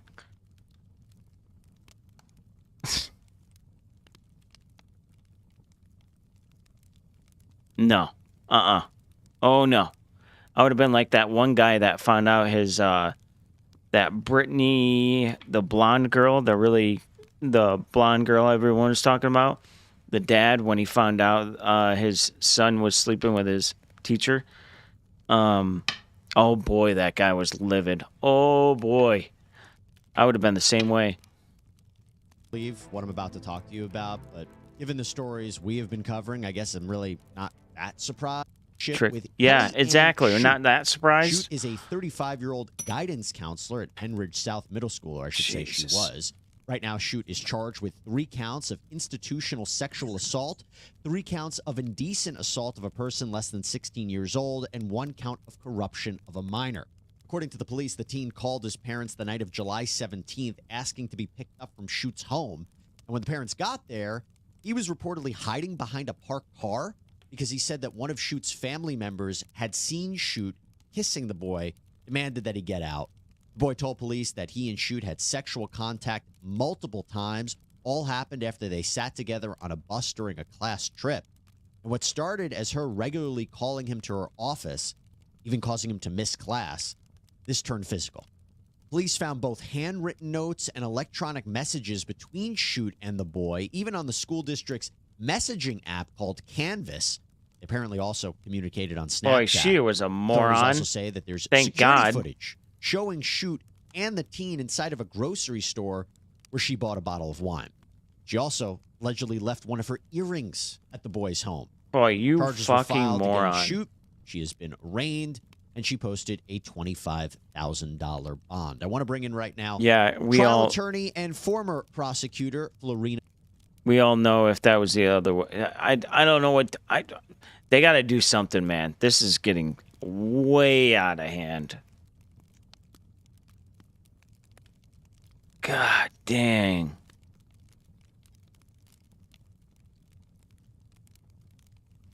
God, Sexual abuse disgusting. that could qualify as a crime under those three different statutes, or is it all separate right? kinds of $25,000. incidents? That's what I was trying to get a sense of, because I think indecent sexual joke. assault is, and I don't want to get too graphic here, but it's very specific in terms of what happened, and then institutional. The institutional sexual assault concerns the fact I assume that she was a guidance counselor at this school. So am I understanding it correctly that prosecutors would have to show, let's say, Oh yeah, X, Y, and Z happened, one event he was happened, over but it at can her home qualify as a too. crime under these different statutes? There's different elements to qualify for the different crimes. The institutional component, of course, requires the element that the defendant. Also, if you're a neighbor, you know she doesn't have kids, she's single, she's a teacher, and you start seeing, oh, I don't know, a little boy around the same age as she teaches coming over to her house, and then you got a bucket of wine with you. Hello? Is an institutional actor. Here she's a teacher, so that's what qualifies. For sentencing purposes, they could be consecutive or they could be concurrent. Running concurrent means running at the same time. If it's for the same act, so if it's the same one sexual act, it would run concurrent. So they wouldn't double up and add in time. They would all run at the same time if convicted. Right. She should have got If we're out. talking She should have about got different worse. acts, so sexual activity maybe in different locations or at different points in time, then you're talking about separate counts for separate acts, which could run consecutive and add up. Wow, that's something to think about. I mean, and this is happening in multiple counties, right? So according to CBS News, one sexual act occurred inside of her car near her home in Montgomery County. How is she getting such low charges? That's what I want to know. If this was my school district, oh, I'd be saying something. On the same day that the boy later called his parents. Unreal. And then another time, I think this is when the boy's parents and his sister were out of town. She allegedly engaged in some sort of sexual act with the boy at his home in Bucks County. A, Oh my God. talk to me about the fact that this is happening in different jurisdictions. And B, in your experience, is it common that you see this kind of abuse happening rather blatantly in these kind of public, I mean, not even public, but in these kinds of areas where, you know, it's not just at a schoolroom or a classroom, but it's at the people's homes, it's in their cars, it happens in these different areas. Is that what you typically see? So different locations in different counties obviously give jurisdiction to different district attorney's offices to prosecute this. So she's being prosecuted in Bucks County, Pennsylvania right now for the acts that occurred there. The institutional portion would apply elsewhere because she's still an institutional actor as a teacher. Other jurisdictions would have jurisdiction over. So where's the rape? I haven't seen it yet. I haven't heard it yet. Why is she not charged with that? That's what I want to know. Fucking ridiculous. Based on the geographic location of where those acts happen. As to where they're happening and the variety of places, is there a good place to have sex with a child? Come on. There isn't one. You get what he's it's not saying. that. It's what I was trying to say was, and I had this conversation with Chris Hansen on a previous sidebar, is what is amazing to me is how ongoing it occurs, right? It can occur over years, it can occur over months, it can occur over weeks. Really? He's saying it. Do they usually do it so blatantly? Going to his home. He's not saying. And it happens in various locations. And you're dealing with a minor who, are under the custody of their parents. It's sometimes hard. It seems like a manipulation to get them away from their family to do this. And again, she's innocent until proven guilty. What is just some of the most shocking aspects of it are sometimes where they occur and how the perpetrator is able to get the minor alone. That's the part that always shocks me. We're talking about a 15-year-old child here. So, 14.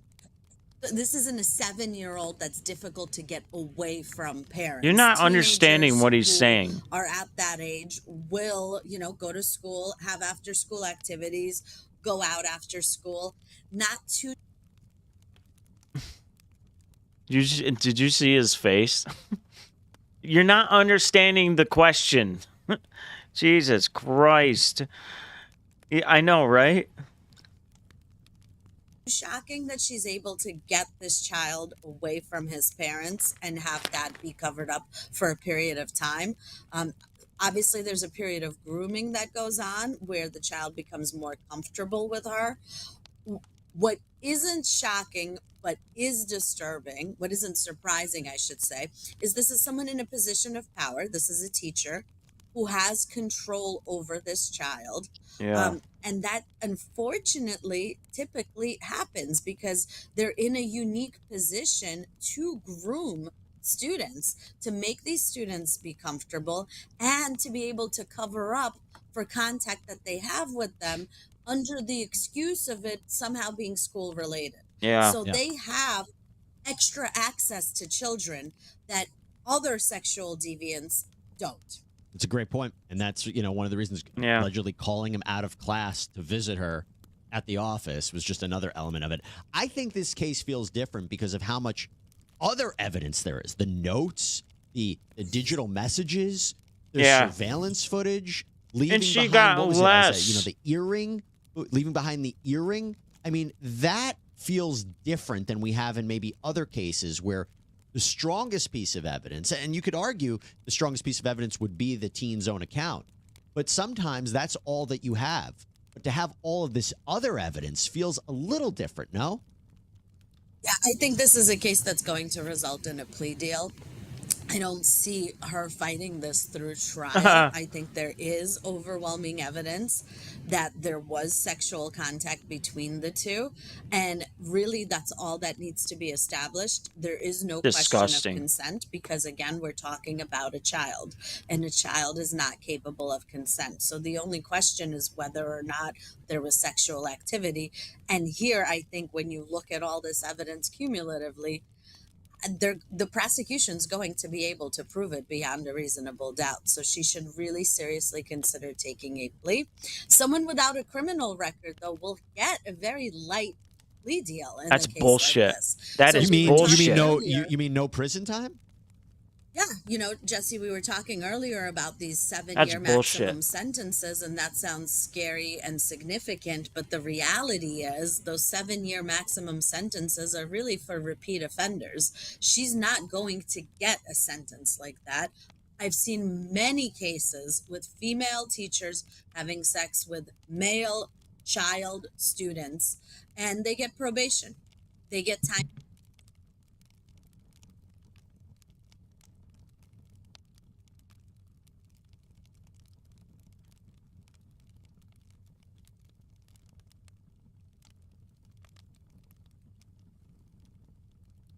Yeah, and it's not, it's not like it's developed into a really bad problem or anything, So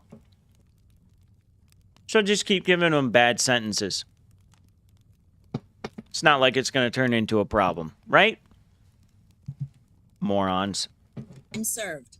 They get less than a year in prison. I can't even listen to this anymore. I'm so fucking mad. I think that's a question for society. No, to it's answer, not but it's okay. Within the sentencing range. Oh, dude, that really fucking pisses me off. Candace. Sending me tips. We are taking full credit for this journalism. but clearly either she or someone on her team saw our episode yesterday, because we have just been on the scent like a hound. And a picture was starting to form that Taylor Swift may have been involved somewhat in the background in what happened to Justin Baldoni. I mean, she was named in the lawsuit for a reason. And like I said in yesterday's show, it was her particular style, these Easter eggs. She was hanging out with them at that time. The New York Times article, a lot of what happened just seemed to have a flavor of Tay. Well, today, her team, and respect to them for the speed at which her marketing team moves, dropped an entire article in the press announcing that her and Blake are taking a break. They're no longer friends because, shocking, Taylor Swift feels used. She always feels used. And she wants nothing to do with the Justin Baldoni situation. Is she being used, or are people starting to jump into lifeboats because Ryan and Blake's Titanic, the ship that not even God could sink, is sinking? It's going down because God is God, okay? Also, it's the anniversary of Jessie Smollett's hate crime, so it is indeed a dark day, the hate crime that he staged against himself 6 years ago. And so I decided to invite on the Nigerian brothers, the Unsundairo brothers, the people who helped him Are you in the serious? plot against himself. I asked them the burning questions that everyone wants to know, like, this is MAGA country. Who exactly came up with that line? You guys are going to crack up. These men are hilarious. So let's get started, and welcome back to Candace.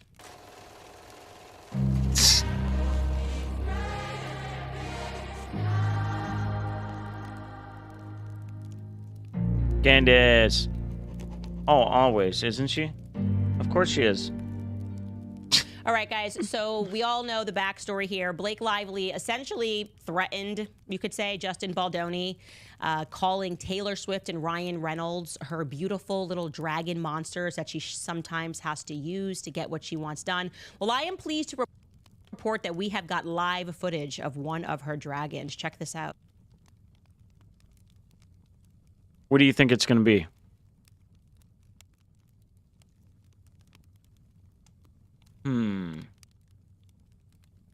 Maybe it's just going to be a little dragon, a little tiny dragon.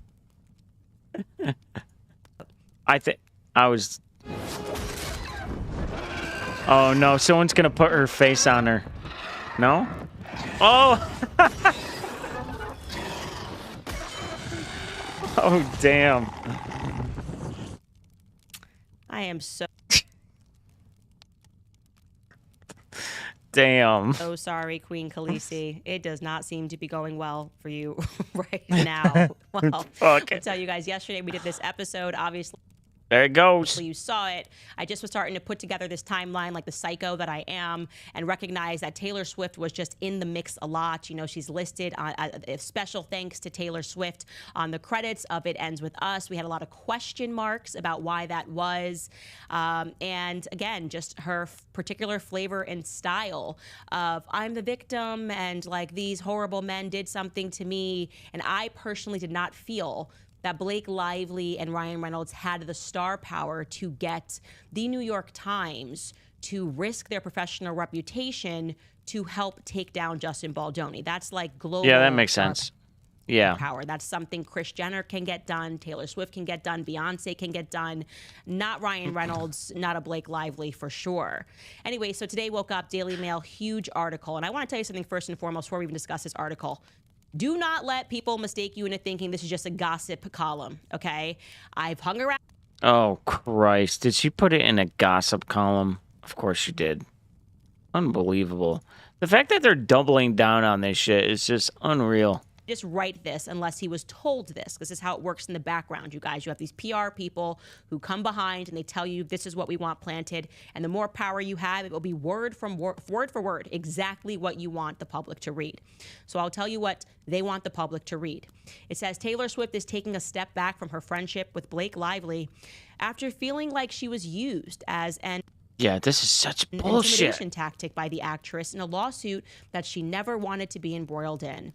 For the time being, she is taking a step back from Blake because she doesn't want to get tangled in this more than she already has, which is far more than she ever needed to be, an insider told the Daily Mail. Just deciding to step back now. I'm Khaleesi, and like her, I happen to have dragons text to Justin was uncool and unnecessary because she was essentially used as an intimidation tactic. She was referred to as some kind of pet or possession. Taylor shouldn't even be involved in this at all. She was only going over to visit Blake and Ryan with the understanding Almost that like the your meeting would be Swifties, over. right?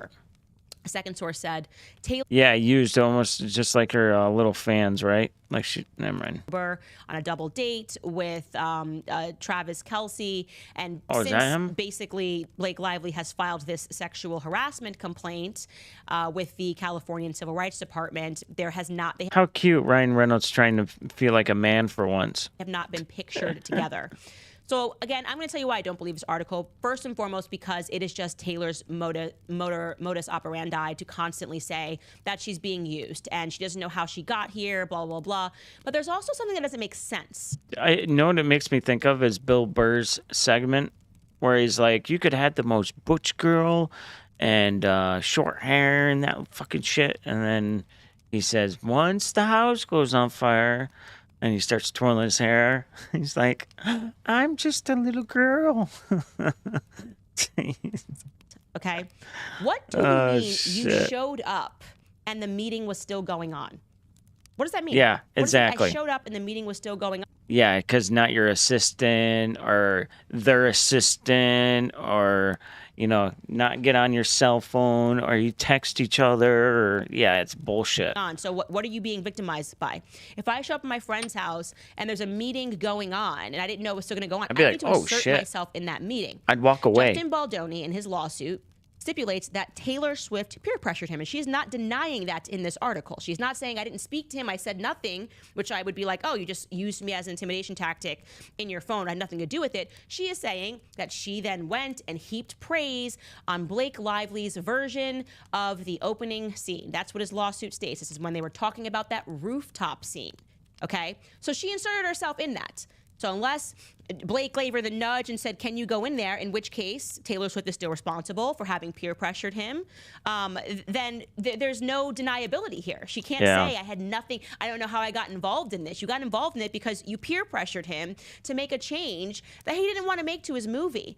So her follow-up text, which reads like a psycho, obviously, I'm Khaleesi, these are my dragons. She said it because you did something, okay? He clearly texted and said, you didn't have to do that. You didn't have to have Taylor Swift there to make me look at your edits. And Blake Lively doesn't say, oh, what are you talking about? Taylor Swift said nothing to you. Instead, she doubles and triples down by saying, she's my beautiful little monster.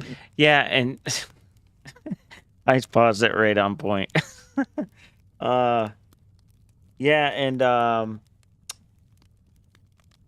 she now decides to pull back even after the text messages have been out for a week. Like, and this whole thing was going on for like the last week. How come she didn't say, you know what's best for this whole thing is if I step away from my friend. I just don't want to get in the middle of this. No. She decided to step back yesterday. Yeah, that says a lot. You know? Sometimes I have to release these little monsters on the world. So it happened, okay? It actually happened. And Baldoni said that she specifically spoke up about how much she loved the script, which implies to me that unless Taylor Swift is a liar, she read the script. So she involved herself in the script of the movie. Damn. Unless she lied. Again, just backing up a friend. Yeah, what she said, loved the move. She must have read Blake Lively's edit. So why is she backing out here? Very carefully worded back out. Because she's smart. Okay? Taylor Swift is very smart. She is media savvy. Tree is media savvy. She's looking at this case, okay? If you're her point person, Tree, and you're reading through the documents, you're going, Blake Lively's going to lose this, okay? So we're going to take a lifeboat now and say that we don't want to deal with this. She could still, by the way, be friends with Blake Lively in the background. If Tree is as savvy as I think she is, she's probably going to say to Taylor, pretend to be shocked that this article came out, but we're getting you out of this publicly. We're going to throw this article in the Daily Mail, then you tell, I don't know what happened. I feel used by Tree. I don't know how this article happened. So the public thinks you have nothing to do with it, and you are not going to be pictured with her until this thing is over. And this is being slated for 2026. Okay, so I don't even think they're not friends anymore. She's the godmother to her children, but I think that Taylor Swift is publicly backing away from this friendship because she's intelligent. But like I said, I have a scent on this like a hound, and I wanted to show you something, and I'm going to show you why I even further do not believe a word that Taylor Swift is saying. And I still have question marks about her involvement because something else that got sent to me is completely crazy. Okay. Seriously, you guys, this is, get seated here. This is super interesting. So I'm showing you something that I actually had saved as a piece of the puzzle, but I didn't know where it quite fit in the puzzle. So I just held it to the side. I was like, okay, this is random. It's a random thing that I know happened, but I don't know why this happened, and I'm not sure why it's important. So apparently, toward the end of filming for It Ends With Us, and also simultaneously the end of the filming for Deadpool, because remember, these films were filming at the exact same time. What do you mean? Suddenly, What do you mean nobody expected for the... Well, yeah, I know what you mean, but if she cared, she would have said something in the first place. I mean, it was blowing up like a week ago. At least, what, 4 days ago? Why didn't she step back 4 days ago? Why did she just step out yesterday when everybody was talking about it? That's all I'm saying. It Ends With Us It's crew good timing. decided that they needed a new composer. It's very strange. The movie has a composer, and you would not be hiring that person or trying to change that person or fire that person late in the day. You don't just suddenly switch out the composer a year after you begin filming. Exactly. That sounds very stressful. And what was even more interesting is that not only did they remove the It Ends With Us composer, but they decided to use Deadpool's composer. Okay, so here's the clip that I didn't show you before because I wasn't sure about this piece. And here is Deadpool's composer, Rob Simonson, discussing that sudden change in the phone call that he got. Take a listen. Again, this is Deadpool's composer, Rob Simonson, appearing on the Score podcast. Yeah, and how much you want to bet he has something to do with... Recording left on Deadpool, and I suddenly get a text from Blake, and she sent a little video saying, I'm doing this thing, need a score. Can you deliver it in a week? And I said, I don't think a week, but maybe 3 if we have 3. So that materialized, and so it was sequential. Was able to kind of finish up Deadpool, but I was going from the dub of Deadpool and going back to the studio at night working on Blake's film. So in a it was week, a little nutty. Well, it ended up being. I don't. It ended up being about a month. I have to wonder. I mean, no interest in why dishing, but was there a composer before that or did they just one day wake up and say, "Oh, you know what we need? A score. Call that guy who's doing my husband's movie. He knows. Maybe he has time." He knows. How do you end up getting a call with we're in that kind of a pinch? Unless I kind of he knows correctly. Yeah, I think probably it was a scenario of a last second replacement. A last second. Well, isn't that weird? And you got to wonder why. Why just the rooftop scene? Why that last part? Why were they so obsessed with that last part? And why did they They took out the composer. They put in that new scene. They did all these things just at the end of the movie, and then went around at that premiere telling everybody, "Oh Ryan had a hand in it. Taylor had a hand in it," just to make it seem like that Justin barely did anything, and they did all that stuff. So maybe later on, they could be like, well, look at we did all this stuff for that movie. We should own the rights. I don't know. Or use it for bragging in Hollywood.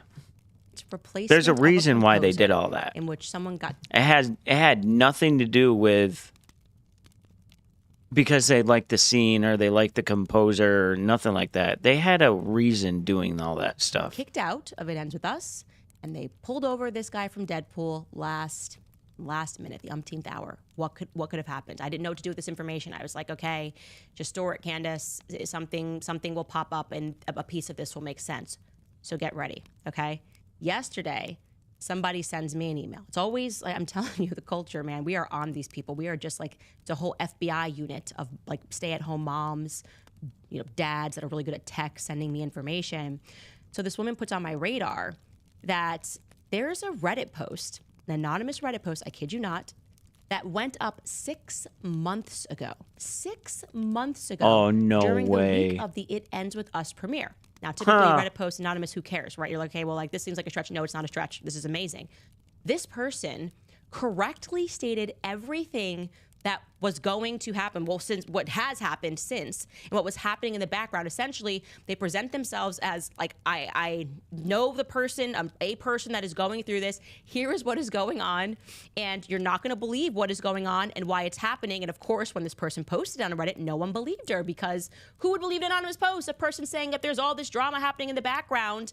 The date on this post is August 12th. Okay, so just to give you the timeline, It Ends With Us world premiere was August 6th. That's when they had the red carpet premiere. Justin Baldoni gets put into the basement. August 9th is when me, if we wanted to, could go see it in theaters. This person on August 12th decides to write a whole long post because they're overcome with emotion and they don't know where to drop.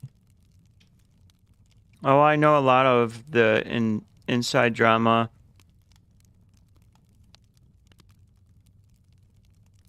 For who to share with it. So here we are.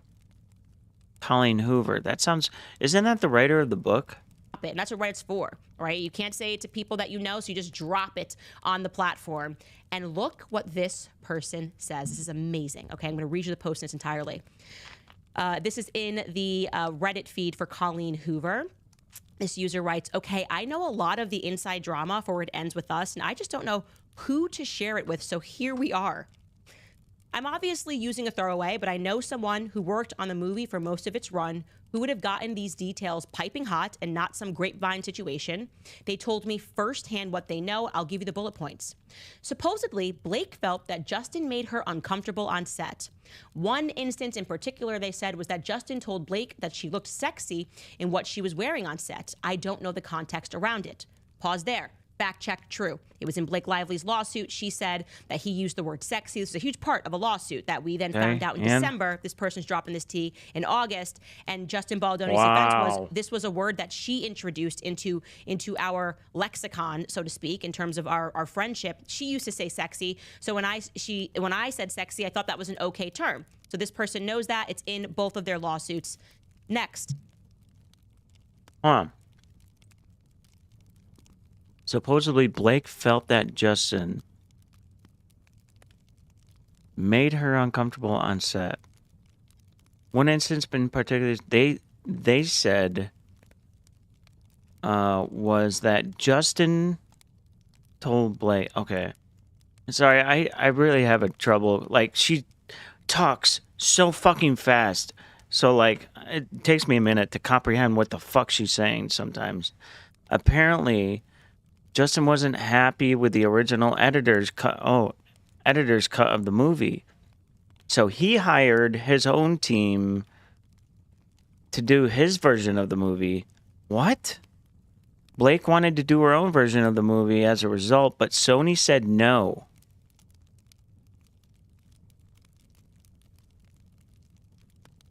Oh, okay. So Justin wanted to do his own edits because he didn't like the original. They said okay. Blake wanted to do her own, but Sony said no. Blake goes to Sony and threatens to go to New York Times. Oh boy. They say apparently Justin wasn't happy with the original editors being cut out of the movie. So he hired his own team to do his version of the movie. Blake wanted to do her own version of the movie as a result, but Sony said no. Again, that fact check's true. We know that there were two versions that ended up being created. Yeah, we knew that. So Blake goes to Sony and threatens to go to the New York Times with a story that says that Justin was sexually harassing her on set if they don't let her have her own version. This is crazy, okay? Crazy, because in Justin Baldoni's suit, he alleges that for months, Blake Lively was colluding with the New York Times for months. And I'm going, where is he getting for months? We've now traced this back to December 18th. Well, this must be the version, is that she basically said, give me what I want or I will go to the New York Times. Now, this is all an allegation, but it's fact-checking true because she ended up going to the New York Times and actually doing this, okay, in the background. So if Sony told her, no, you don't get to edit our film, I was just going to say, the fact that she just said that probably fucked her world up. I still can't wrap my head around why all this trouble over this fucking movie. Money? They have 300 million. Like, why? Who cares? You're still getting paid good. I don't get it. I don't understand the obsession with wanting this movie and the edit, all the edits, and why do you want the movie so bad? Why do you want the rights so bad? He says, I will go to New York Times and blast you for sexual harassment. Let's keep reading what this person dropped. Sony freaks out and says, okay, whatever you want. Again, when you read through Justin's complaint and what was happening behind the scenes with Sony, this, I would say, fact checks true based on the evidence and documents that I've seen. It then says Justin is banned from the Sony lot. I don't think forever, just for the run of the movie, but I could be wrong. That would make sense. If they're worried about a Me Too situation, they're going to be like, okay, we don't want this to happen, and so we're going to separate from you creatively, not let you get involved or do anything. This is how he ends up in the basement. It then says Blake hires T Swift's music video editors to do her version while she's filming in Italy for something else. Yeah, so that means she is involved, whether she likes it or not. Else. And she knew about all this fucking shit going on.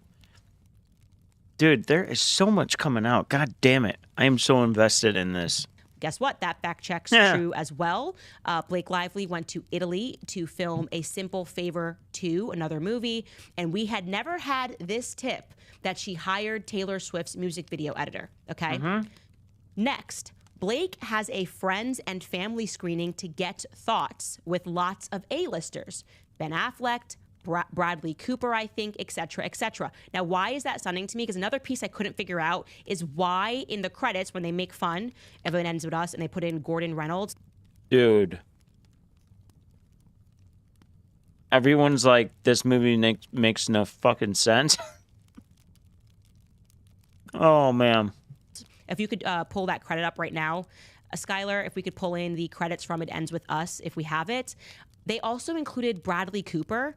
And I didn't know why. I was like, why is she giving a special thanks to Bradley Cooper in the It Ends With Us? Why did Blake Lively move to do that? That made no sense to me. This then locks that in. Bradley Cooper then sees the edit that was done with Taylor Swift's editor. This person had the tea. Let's keep, yep, there we go, right there. So you see, we're pulling this up now. Gordon Reynolds, that top line. I was like, why is she thanking Bradley Cooper, Taylor Swift, Britney Spears, she wore her outfit, Austin Swift? I was like, what? Why are we thanking Bradley Cooper? Well, this person has connected that dot for us very quickly. Let's keep reading what they had to say. So she gets their thoughts. Everyone is like, this movie makes no effing sense. Blake realizes she needs to hire an experienced film editor to fix it. So Blake uses a T Swift song in the movie that the studio loves having in there. Again, that fact check's true. We all know that they used a Taylor Swift song and they did a lot of press about that. Yeah, let me know. I'm not. Taylor Swift finds out that the original composer for the movie is someone that she worked with in the past that was mean to her. And she says it's either me or it's him. So you can use my song, but you got to get rid of this composer. Sony fires that composer to keep the Taylor Swift.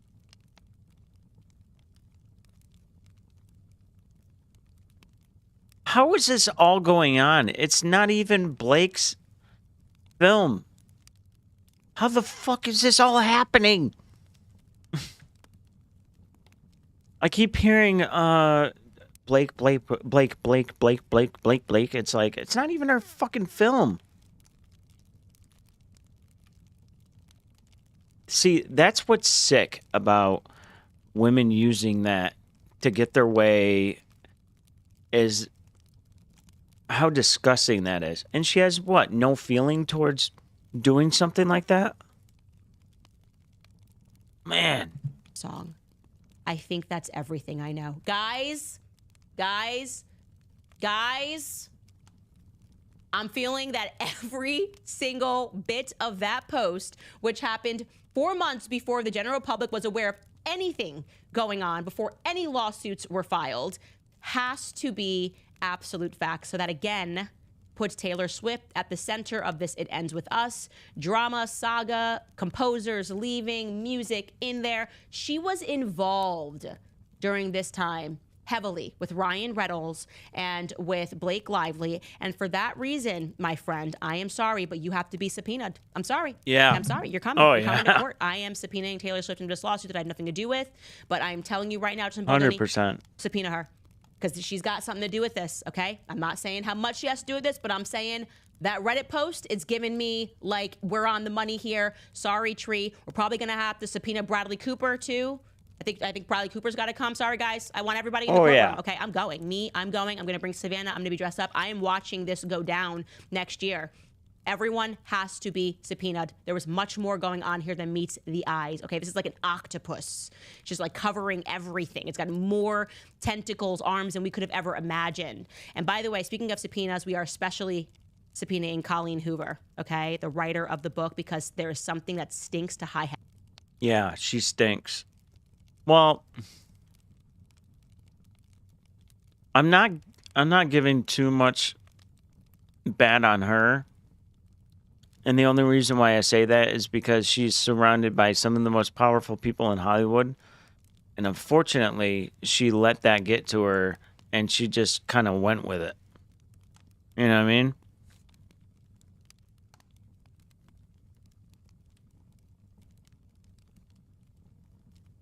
Boy.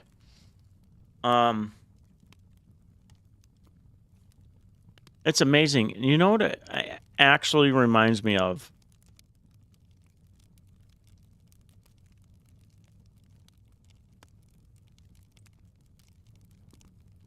It reminds me of like those house flippers.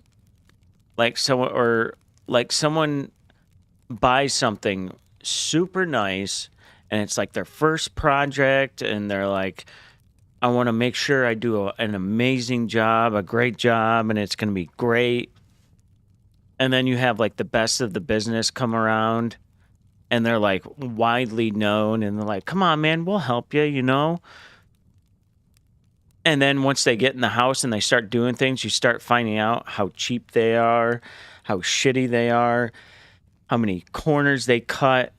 And then you're like, wow, no wonder why they make so much money. They're shitty people. They come and take over the whole thing. And then they slap a lawsuit on you and say, hey, since we helped, we own half, you know?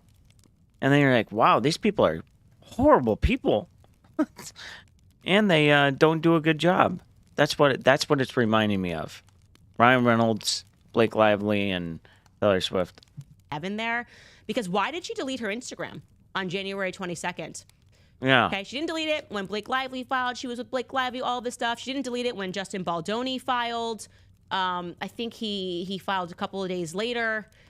Why did she move to delete her Instagram on January 22nd?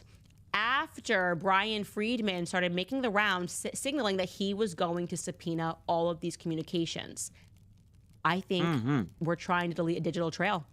I don't like it. I also don't like that shortly after we had this announcement from a Variety article. I mean, shortly after her little sit down with Blake Lively, we showed you this clip. I'm going to show it to you again, where she doesn't seem surprised when Blake Lively says, like, oh, if Colleen gets her movie back, I would love to be in the sequel. This was on CNN, just reminding you, okay?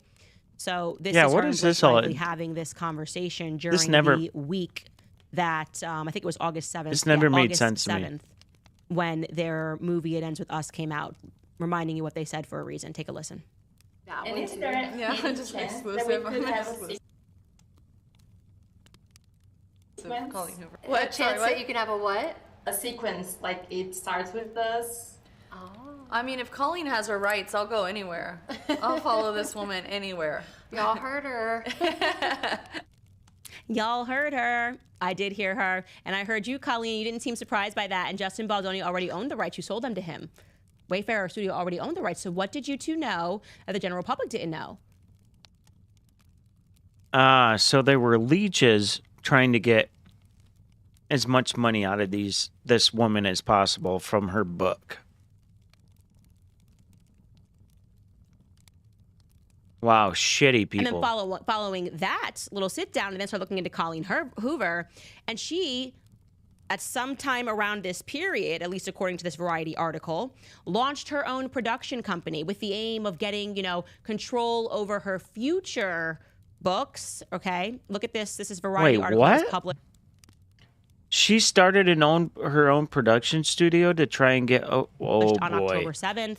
And it's saying Colleen Hoover novel. This is another one. Reminders of Him sets movie adaptation at Universal for Valentine's Day 2026. Okay. Buried in that article, it says she and Hoover, and they're referring to her partner Levine, will produce through their newly launched production company, Heartbones Entertainment.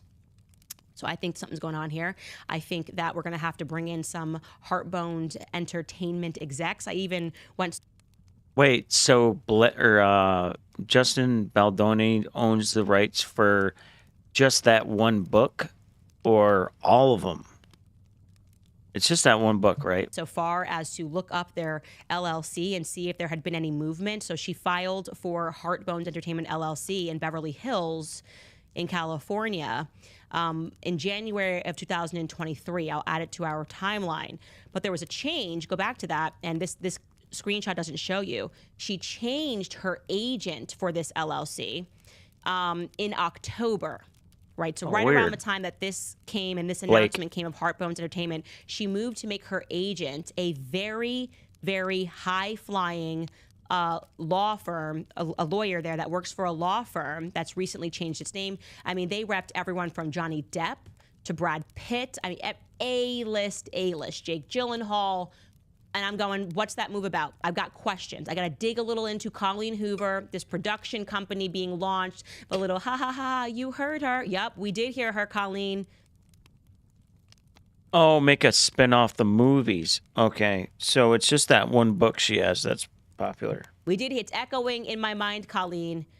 And I find you to be suspicious, and I find Taylor Swift to be suspicious. And from what I know about Taylor Swift and how she got her master's and how the public still doesn't really understand how that happened from a business perspective.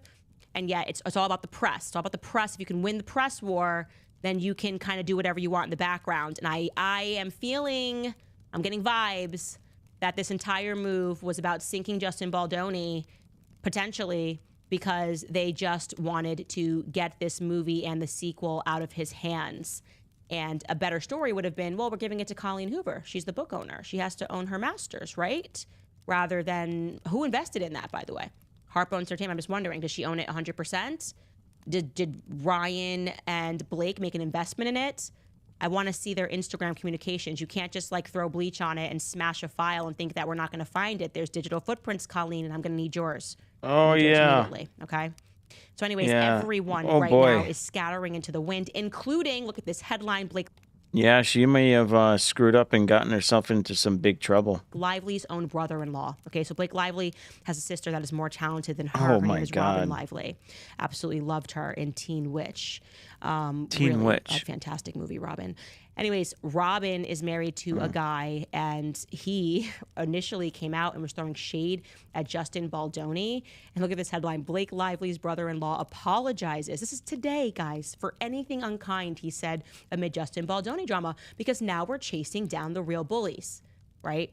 And so, by the way, and I think there's another headline of him saying that, People Magazine is covering it. I want to say I respect that. I respect if you got it wrong, like legitimately, and you maybe really thought she would. Yeah, I agree. I think if anybody that comes out and was like defending her until all this stuff came out, I could get it. sexually assaulted, and now you've read through the complaint and you're Yeah. saying, you know what, I shouldn't have done that. That is like respectable right there. It's the people like Brandon Sklenar who are silent right now, who hyped this, read the complaint, we read it, and then we read Justin's, and it is despicable that you threw a guy Idiots. under the bus. And I think Brandon Sklenar, he's got to be subpoenaed, okay? He absolutely must be subpoenaed into my courtroom. That's how I feel. Brendan I want Spinner. Brandon Sklenar, Colleen Hoover, Oh, yeah. and Oh, yeah. Taylor Swift subpoenaed into this courtroom. And an article in the Daily Mail is not going to stop that. Agreed. Taylor Swift's team. So we will pause there. Guys, I have literally the most hilarious. This interview is going to make your day. Before we get there, though, I have to tell you, this is a very big day for me. I'm really excited. I am just beside myself.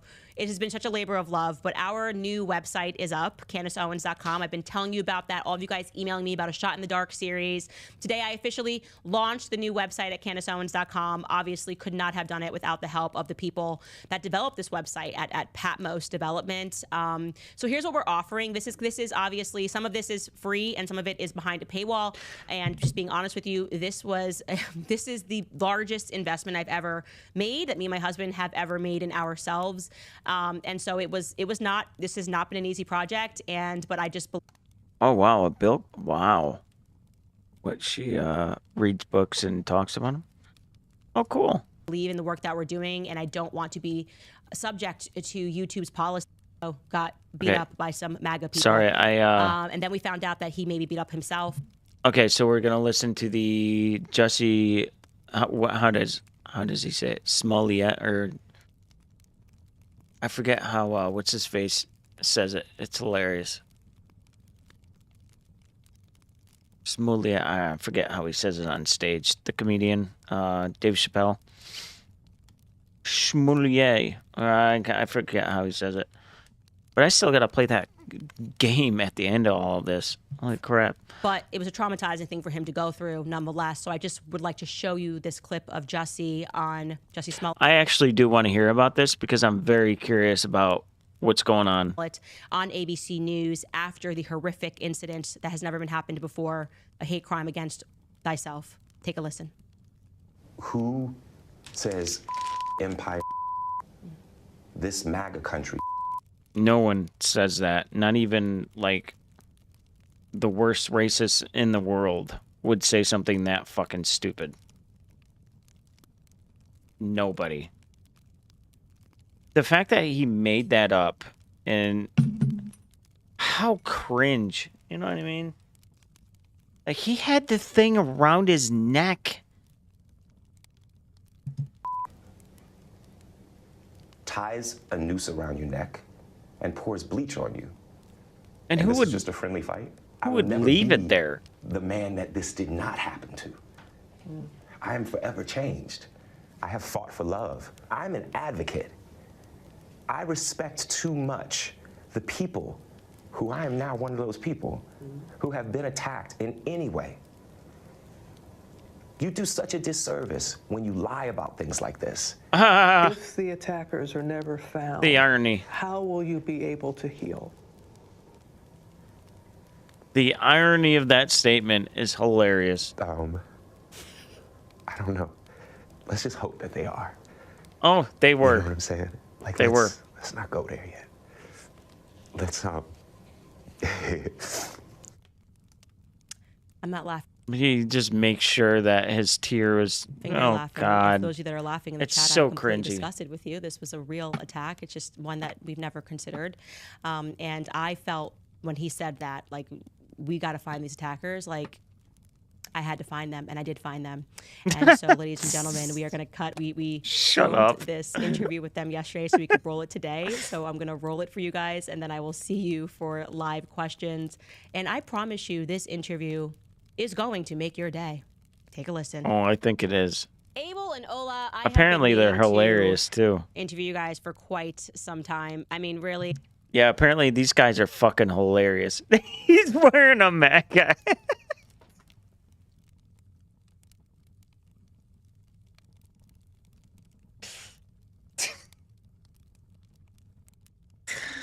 Oh my God, you can't make this. I think she's looking at that. I love it. Fantastic, fantastic work. I guess my first question really is, how much would it be if I wanted to book you to conduct a hate crime against myself? At this moment, I'm assuming prices have gone up. Yes, definitely. It's not no longer 3,500. I love this. I am loving this. This is hilarious. We've 100x'd that. So Yeah, that's probably a wise choice.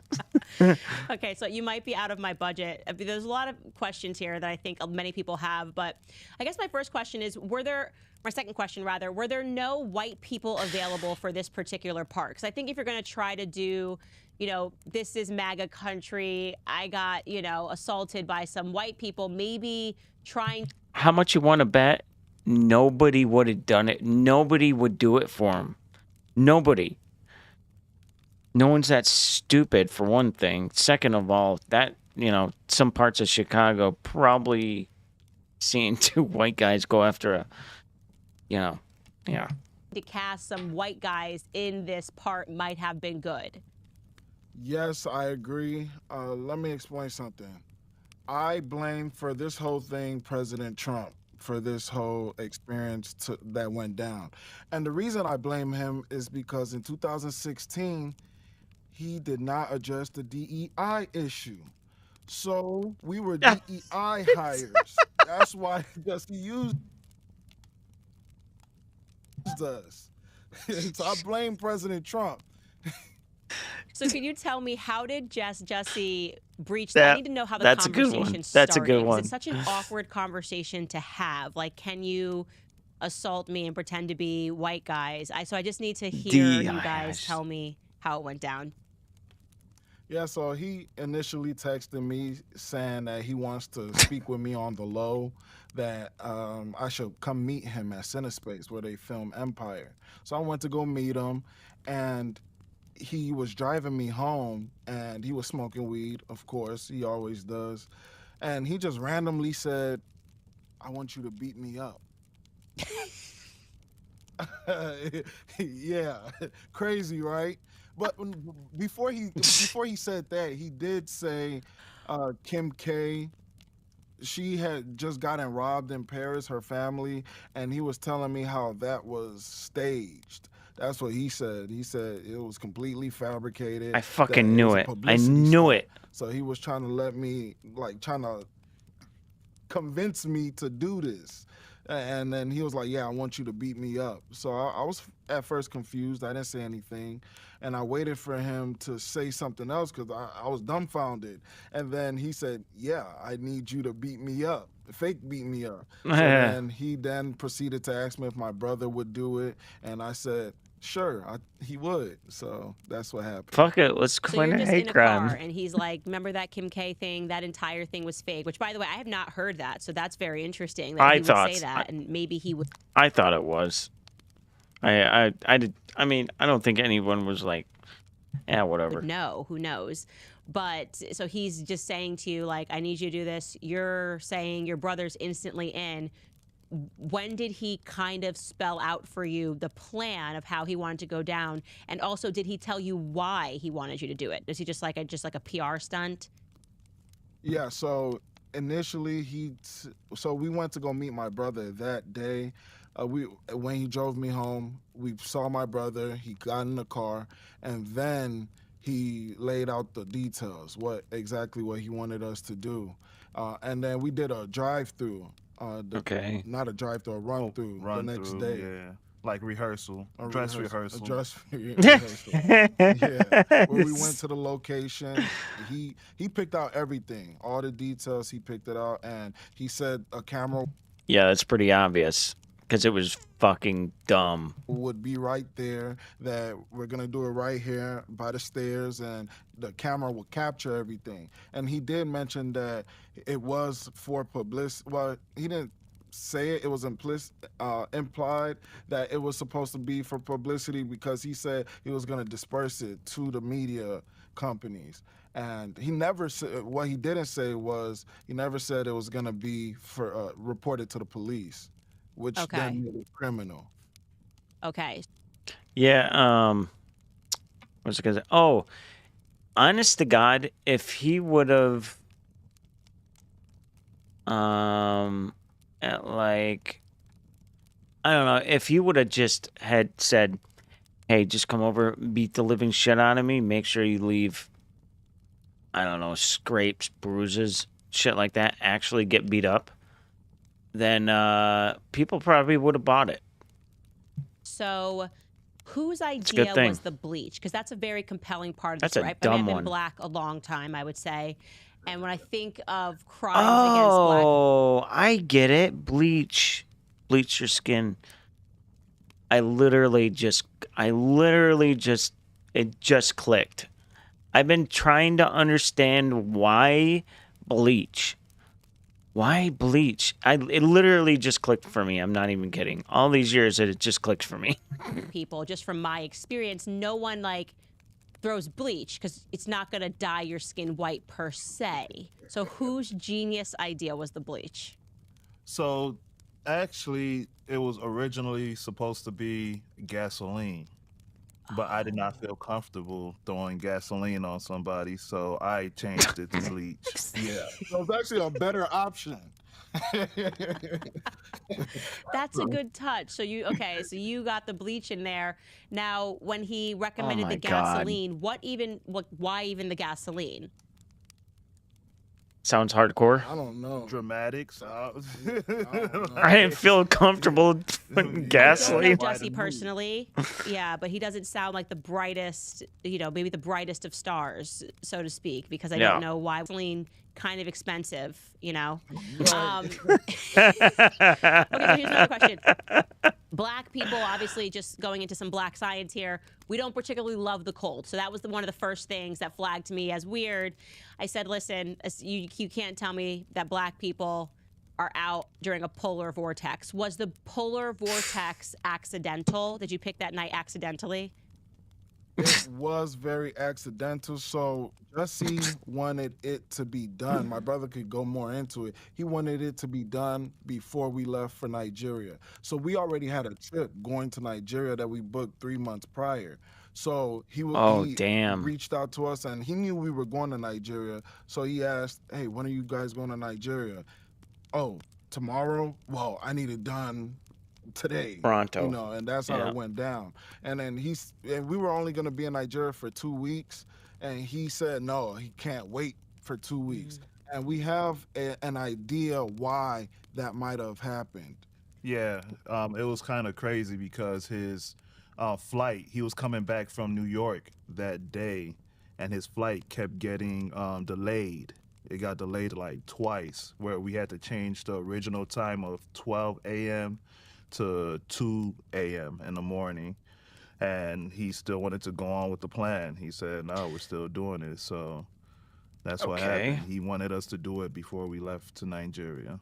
So you guys are communicating, and he's like, "No, it's still on." Like, is this just on text? Okay, so all of this is being documented. And when you realized how many degrees it was not that night, did you, as black men, have some second thoughts about whether you were going to embrace this polar vortex? Were there any second thoughts? There was 4 thoughts. 4 thoughts. Man, it was cold as hell. It was colder than penguin feet. I'm saying, there was times we were like, you know what? Let's just go back, bro. Let's just go back. Yeah, actually, because he was late. He was not at the exact spot exactly at 2 a.m. So we gave him literally a couple minutes to show up because we weren't gonna wait out there. But Lord behold, he showed up at the last minute. Wow, unbelievable. And so when he gave you the script, per se, because you went over the plan, the detailed plan, was "This is MAGA country" in it, or were you guys sort of ad-libbing? MAGA country, I feel that we came up with that, but all the other stuff, like the real bad derogatory stuff, that was all Jessie. Yeah, he wanted the red. The funny thing is, probably the one part that would have sold it is like just saying that because of the the media. Like, I definitely believe the media would have caught that. But like everything else thrown on top of it is just so out there, you know? Red hats, and we just made it MAGA country. This is, you know. So yeah. So he wanted us to say the F word. He wanted us to say. He wanted us to say, "Aren't you that empire?" And then we're like, No "This MAGA way. country," No before way. beating him up. Well, fake beating him up. Yeah. He actually didn't even want to get hit? Dude, if you're going to at least go through all that, you might as well get your ass kicked. Like, just go with it, man. Yeah, so I think the greatest part is the line, "This is MAGA country." Like, if we're going for the I think awards it's the here, empire. whoever came up with that line is the creative genius of the two of you, because I just think it is hilarious. It's just objectively, this is MAGA country. No, he wanted us to get like actual "Make America Great Again" hats, but we couldn't find them nowhere in Chicago. In Chicago, the bluest city ever. So we just got a regular red hat from the beauty supply. And did he say to you, what did he say about your not white faces? Like, was it his suggestion that you had to cover them? Well, what did he say? Yeah, so since there were going to be cameras, he said, make sure you cover your face, wear masks and all that. So you couldn't see our face. It was to the point that, so my brother and I, we were playing, it was an acting gig for us. So we were playing white supremacists, white racists from the South. So we even came up with no names. shit. He was Bubba, but I didn't have no name. So, it was so believable to the point that when we were in the Uber on our way there, the Uber driver told the police that they were white guys. So he thought we were Get the white. fuck out of here. Yeah, because we were talking in our Southern accent, our best Southern accents. So, If you don't mind. Oh, come on, you got to. Could we hear Bubba's Let's hear it. Let's hear it, Southern man. MAGA Come country accent? on. Come on. Yeah, so that night when we went and took care of Jessie, that Jessie, yeah, I'm gonna go get that boy over there. that boy thought he could fight us back. Yeah, all right. We took care of that boy, didn't we? That's actually pretty It's good. MAGA country. And you better know it. That's pretty good. This is crazy. Terrible. Your accents are terrible. Come on, man. You sound like two Nigerian men trying to sound like you're from Tennessee. They're terrible. Oh, hey, people from Chicago don't know. You know that's. I thought it was a caricature, but not bad. Yeah. Oh my gosh, it's so funny. Okay, so when you got the news, this is very important. It's just wild that you just think about all this and it's all like national news, for Christ's sakes. But it's just so out there. Oh That's my all that God. happens down here. Just news is everywhere. Did you ever expect that following the incident, Jessie would be so dumb as to leave the noose around his neck and still be holding the sandwich? Because this seems like this maybe went wrong in the improv skit. Because I do think that if I was getting jumped with gasoline and bleach and I'd being want to called take it the off N-word as soon and as the F possible. word, that I might drop the sandwich. Like, it's not that. Subway's not particularly the greatest thing I've ever eaten. And he didn't do that. So what happened there? He might have been hungry. Right? Especially after an ass whooping. Yeah, that ass whooping was pretty hard on him. Yeah. But we think he left the noose for a reason. Dude, I actually am really starting to like these guys. And so 2 months prior, I think in December, a bill was passed, or it passed the Senate floor or the House floor, and then it was going to the other side, and it was the anti-lynching bill. I don't know if it was called that at that time. And it was also coming up again February 14th. And that's the reason why we believe he wanted us to do it again right before we went to Nigeria. Because we wouldn't have been back by February 14th. Gotcha. So That makes sense. Our book, so we released a book that tells about the whole situation, about If you make a mistake, you know, that's not the end all be all. You can move forward and past Absolutely. that. And our book explains who we think might have brought this. Yeah, we don't think Jesse's the actual mastermind No, I don't think he was either. I think yeah. behind this. We think somebody put him up to this. Yeah. Honestly. Yeah. Let me tell you, no one's ever accused Jessie Smollett of being a mastermind. I will tell you that. So, what is the title of your book, and where can people go to find it? Absolutely. So the title of the book is Bigger Than Jessie. Shit. What is it? The Disturbing Need for Modern Day Lynching. And it is found on Amazon or anywhere you buy your books, Barnes & Noble, anywhere.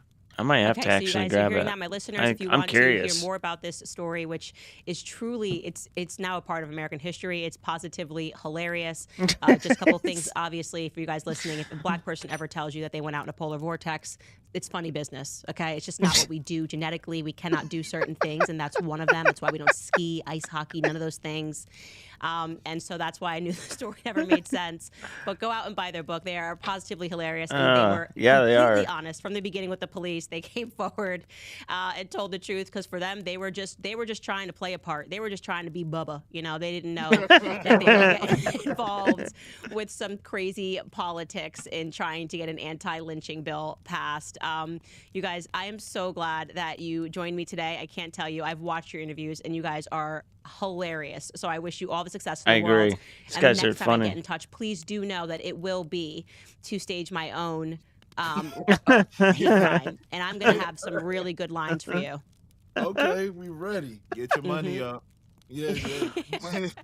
Price. Thank you guys so much. Work for on the joining. accents we'll put a link up to your too. book. Shit. Thank you. We Thank you. appreciate you. Well, I'm disgusted at the live chat right now. A lot of laughing emojis. They shared a story that has given Jessie Smollett great pain. Plausibly the worst accent I've ever heard in my entire life. I knew that would brighten your day, because it brightened my day when we recorded it yesterday. Very, very funny. All right, guys, we can almost get into all of your comments and questions during this article. First one, remind. Man, that is some fucking funny shit. Oh my god. These guys are funny, man.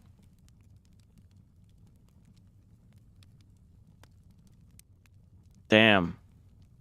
All right, well, I guess I'm playing the that, what is it? Adam's Memories. Apparently it's not too bad. Adam's Lost Memory.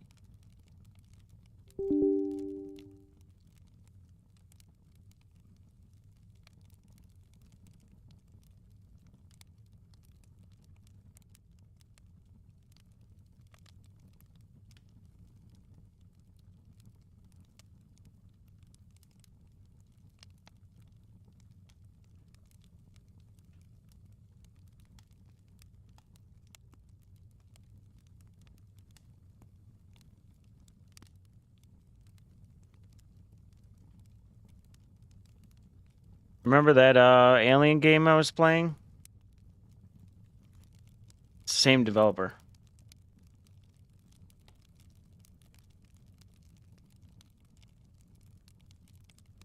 The fuck? Oh, weird. Check this out.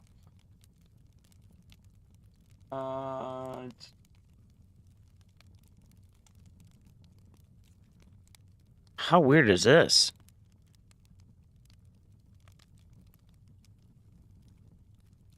Type what this might be. Type one word.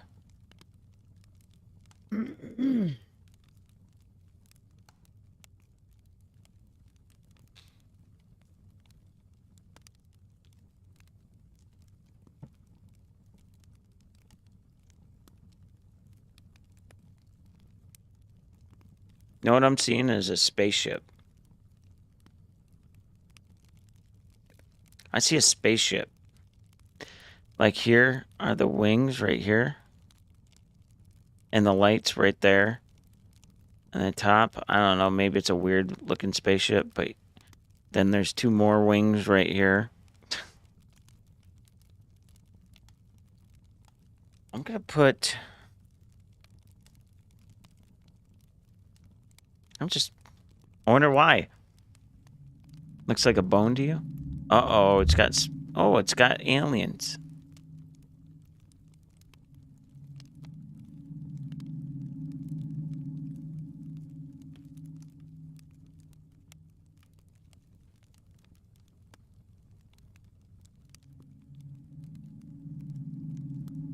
Yeah, that's what I was doing. And I mean, it's not just like a disc-looking spaceship. It had more to it. All right. Let's see. New game. I'm sure that's going to come in later.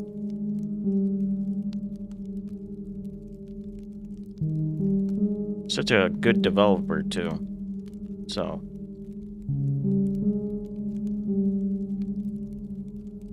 My name is Adam. I created this game because I wanted to show people what it feels like to a child who is growing up in a family that's falling apart.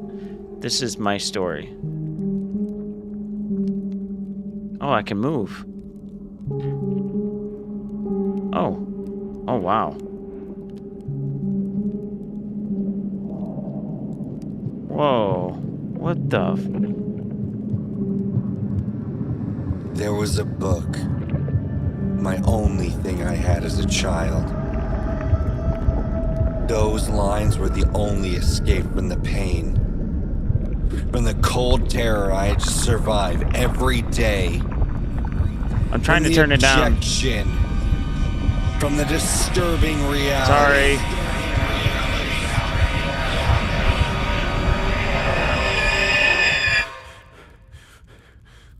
Okay. Gotta turn that down. Holy Jesus. Audio.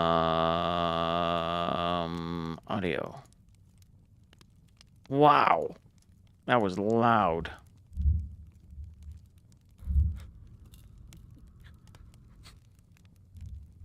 Also, why does it keep doing that?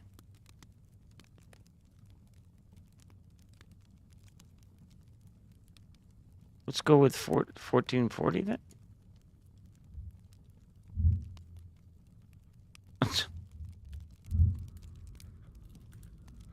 No lights. Okay.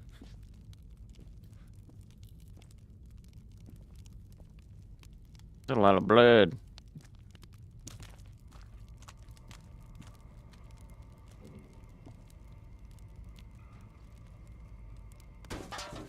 Well, nice to know that hasn't changed. I can throw stuff around.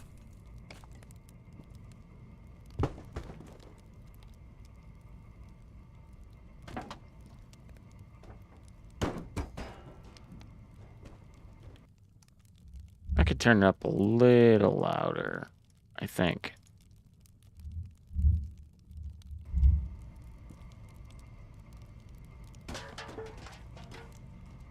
Dude, what the fuck?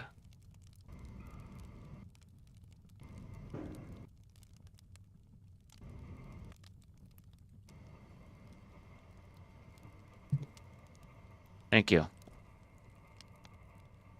Sorry, I put it on display capture, so... Alright. Let's see. It's just easier that way. Okay, this place is nasty.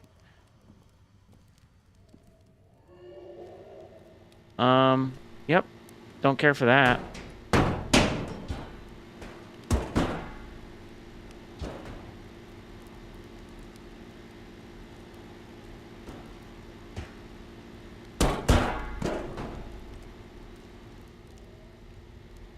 Okay.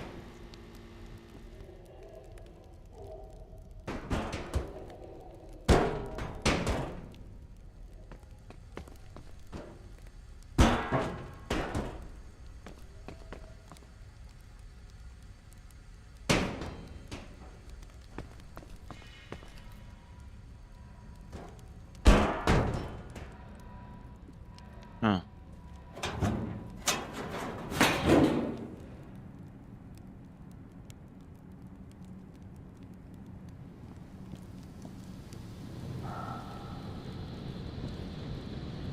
Dude, I hope something's not gonna, like, chase after me. can't do stuff like that, you know what I mean? I'm not good with stuff like that. Where the hell am I going?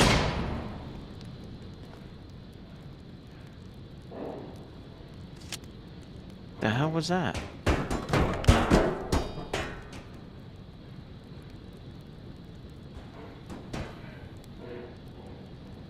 You hear that? Not that. Uh-oh.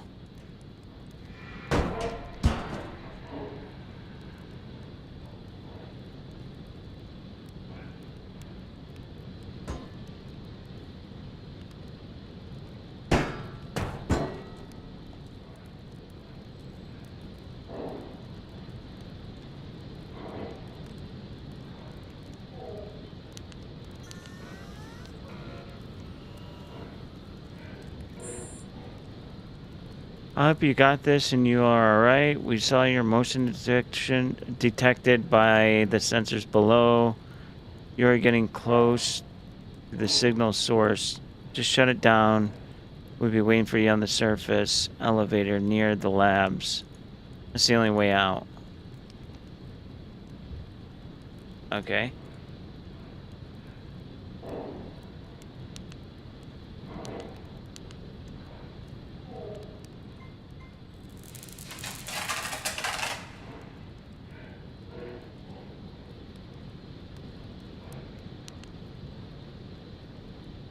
Weird. I need something. Bitch.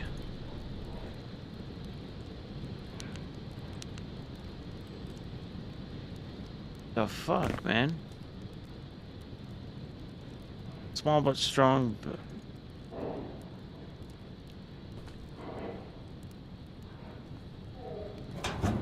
I don't know what I'm... Whoa, what the hell? Why is it? Whoa. Dude, I can't see anything. Oh. Wow. Alright.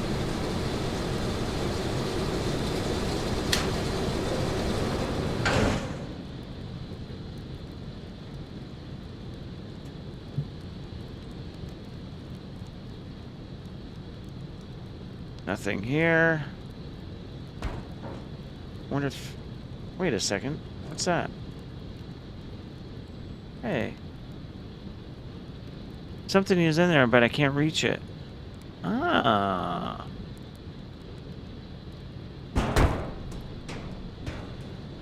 So I need to find something long.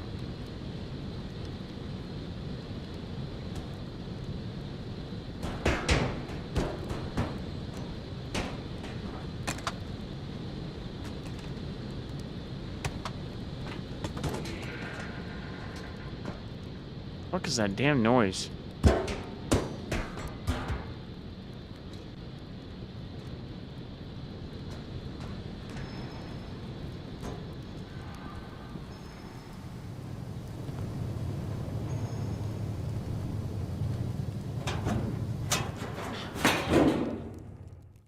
Man, what the fuck is going on here? What the... The handle's missing. Of course it is.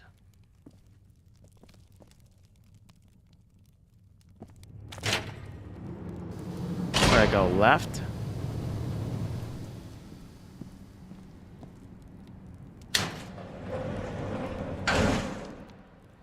Well, how am I gonna remember how to get back? Oh, I know where I am.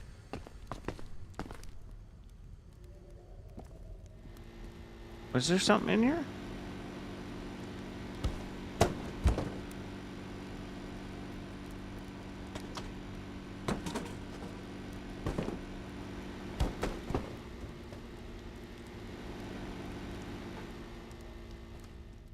I don't know what's going on.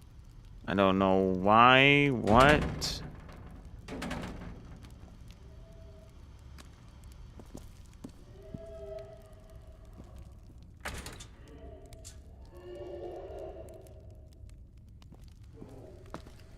All right.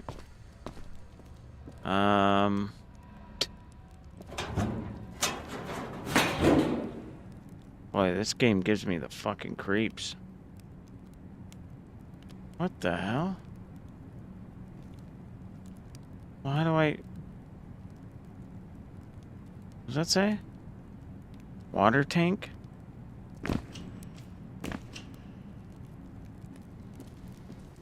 Okay, well... I can't find anything to,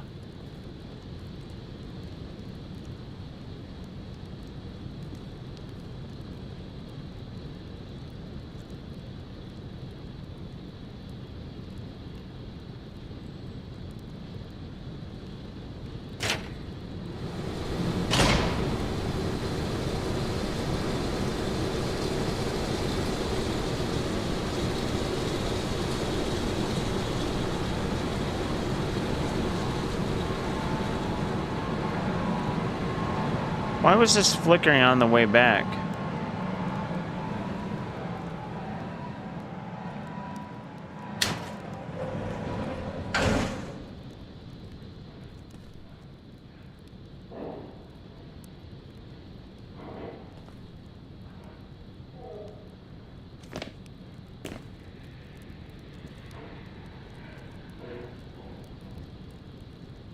I hope you get this in your array. We still... Motion detected by the sensors below. You are getting close to the signal source. Just shut it down, and we'll be waiting for you on the surface of the elevator. Just shut it down. Oh. Oh, fuck me.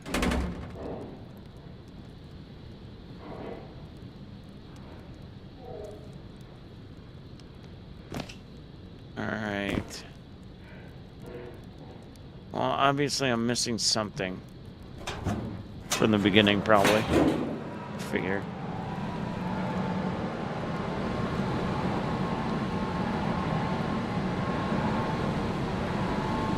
And where the hell am I?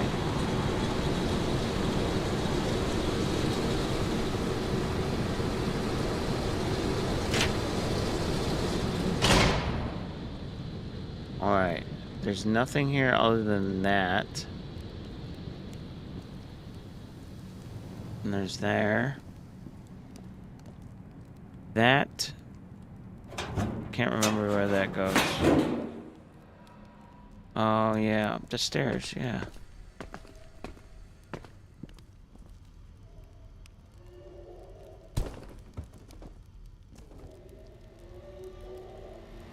God, that sounds creepy.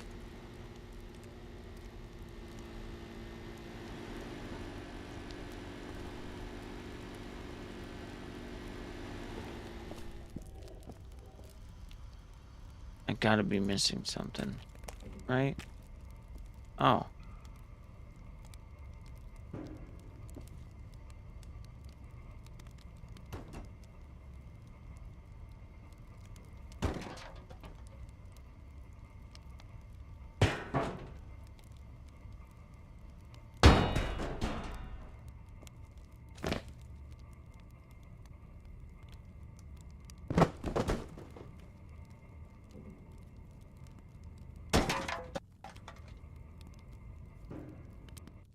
Crashed.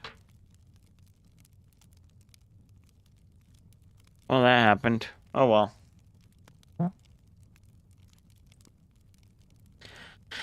Well.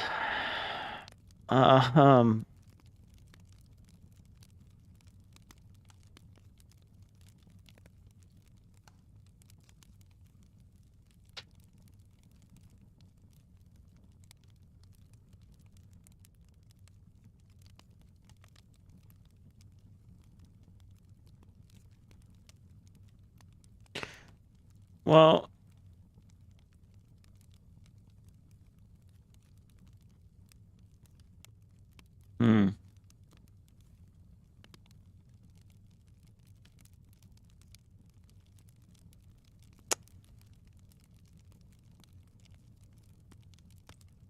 nothing new that came out.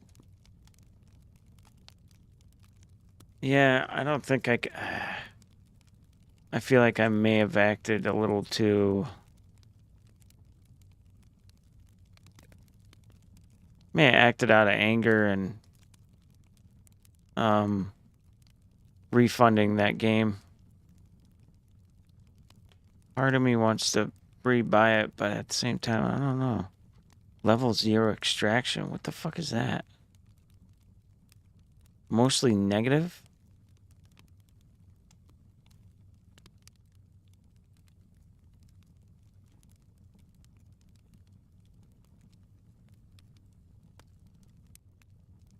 Huh.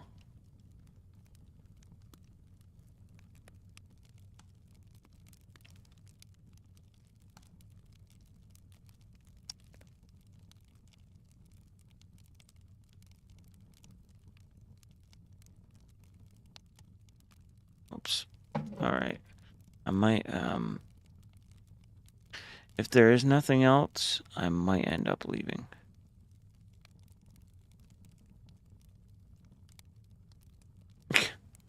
I forgot that was...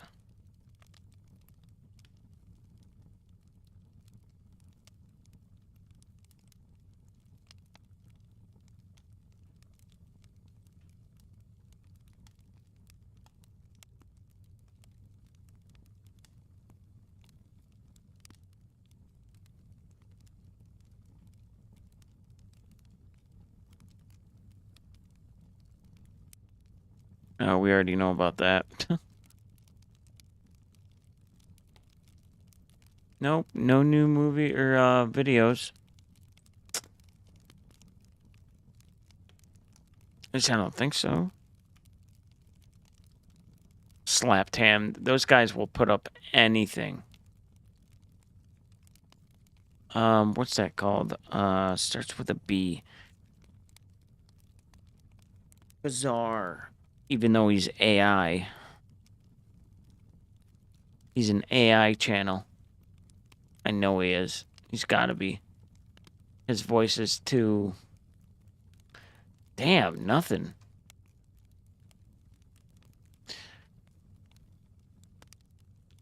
Alright, well, I'm gonna take off.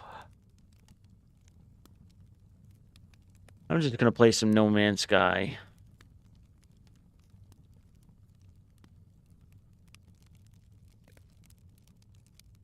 Whoa.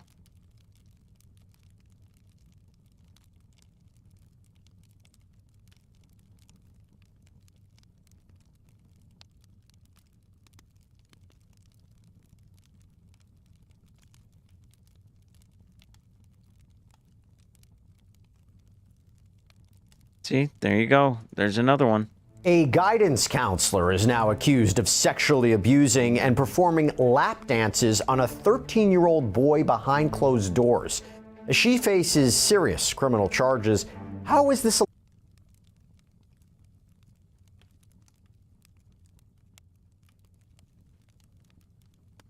alleged abuse discovered, and where could this case go from here? We break that all down with former sex crimes prosecutor Kathleen Bogenschutz. Welcome to Sidebar, presented by Law and Crime. I'm Jesse Weber. That's crazy. Another one. Yeah, I gotta remember what that is.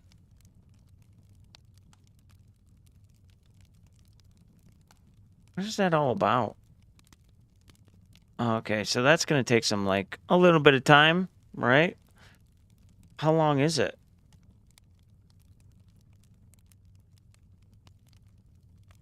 Maybe I'll save it for tomorrow's.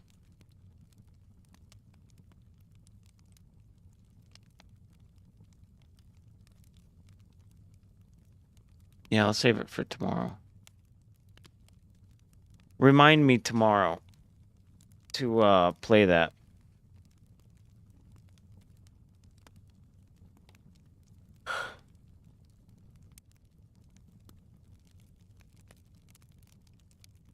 Oh my God. I don't know why I'm so tired today. I think it was last week when I said, I'm sure we haven't heard the last of educators accused of sexual misconduct. No. And sometimes it seems like, I don't know, Dude, it seems like it's nothing but women right now. Nothing but women. No, it's only getting worse. I don't know what's going on, we have dude. 47-year-old Connecticut guidance counselor Luisa Melchioni accused of giving a lap dance to a 13-year-old student in her office, performing other sex acts with him, and also sending him naked pictures. Yeah, she had also worked at the Nathan Hall Middle School in Norwalk. Oh, what a shocker. Married mother of 3 has been arrested for second-degree sexual assault and 2 counts of risk of injury to a minor. In my understanding, these are very serious felonies that can carry potentially years in prison. She has resigned from that school district. It's also been reported that her husband has filed for divorce and is now seeking custody of their children, and one of them, good for him, reportedly is just 2 years younger than the alleged victim in this case. So, how did this all come about? How was this brought to the surface? Well, according to the Norwalk Police Department, they opened this investigation in April, and that is when they received a complaint.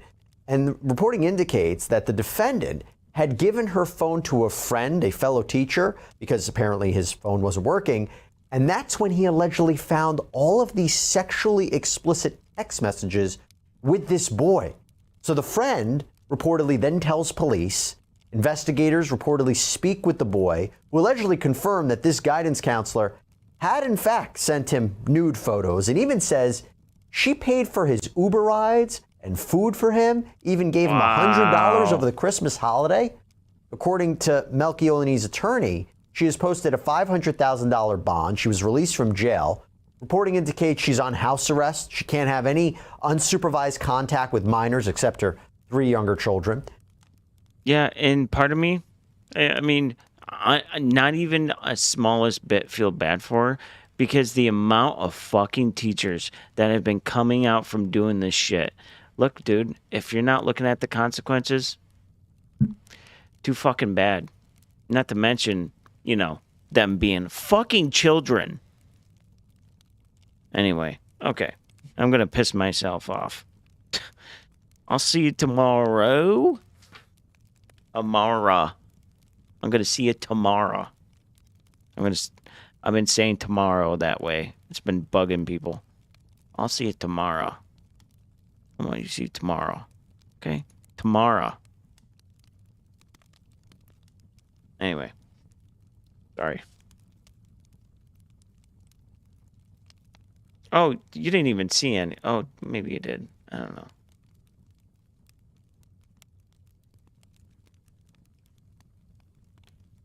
Have a good night, Jess.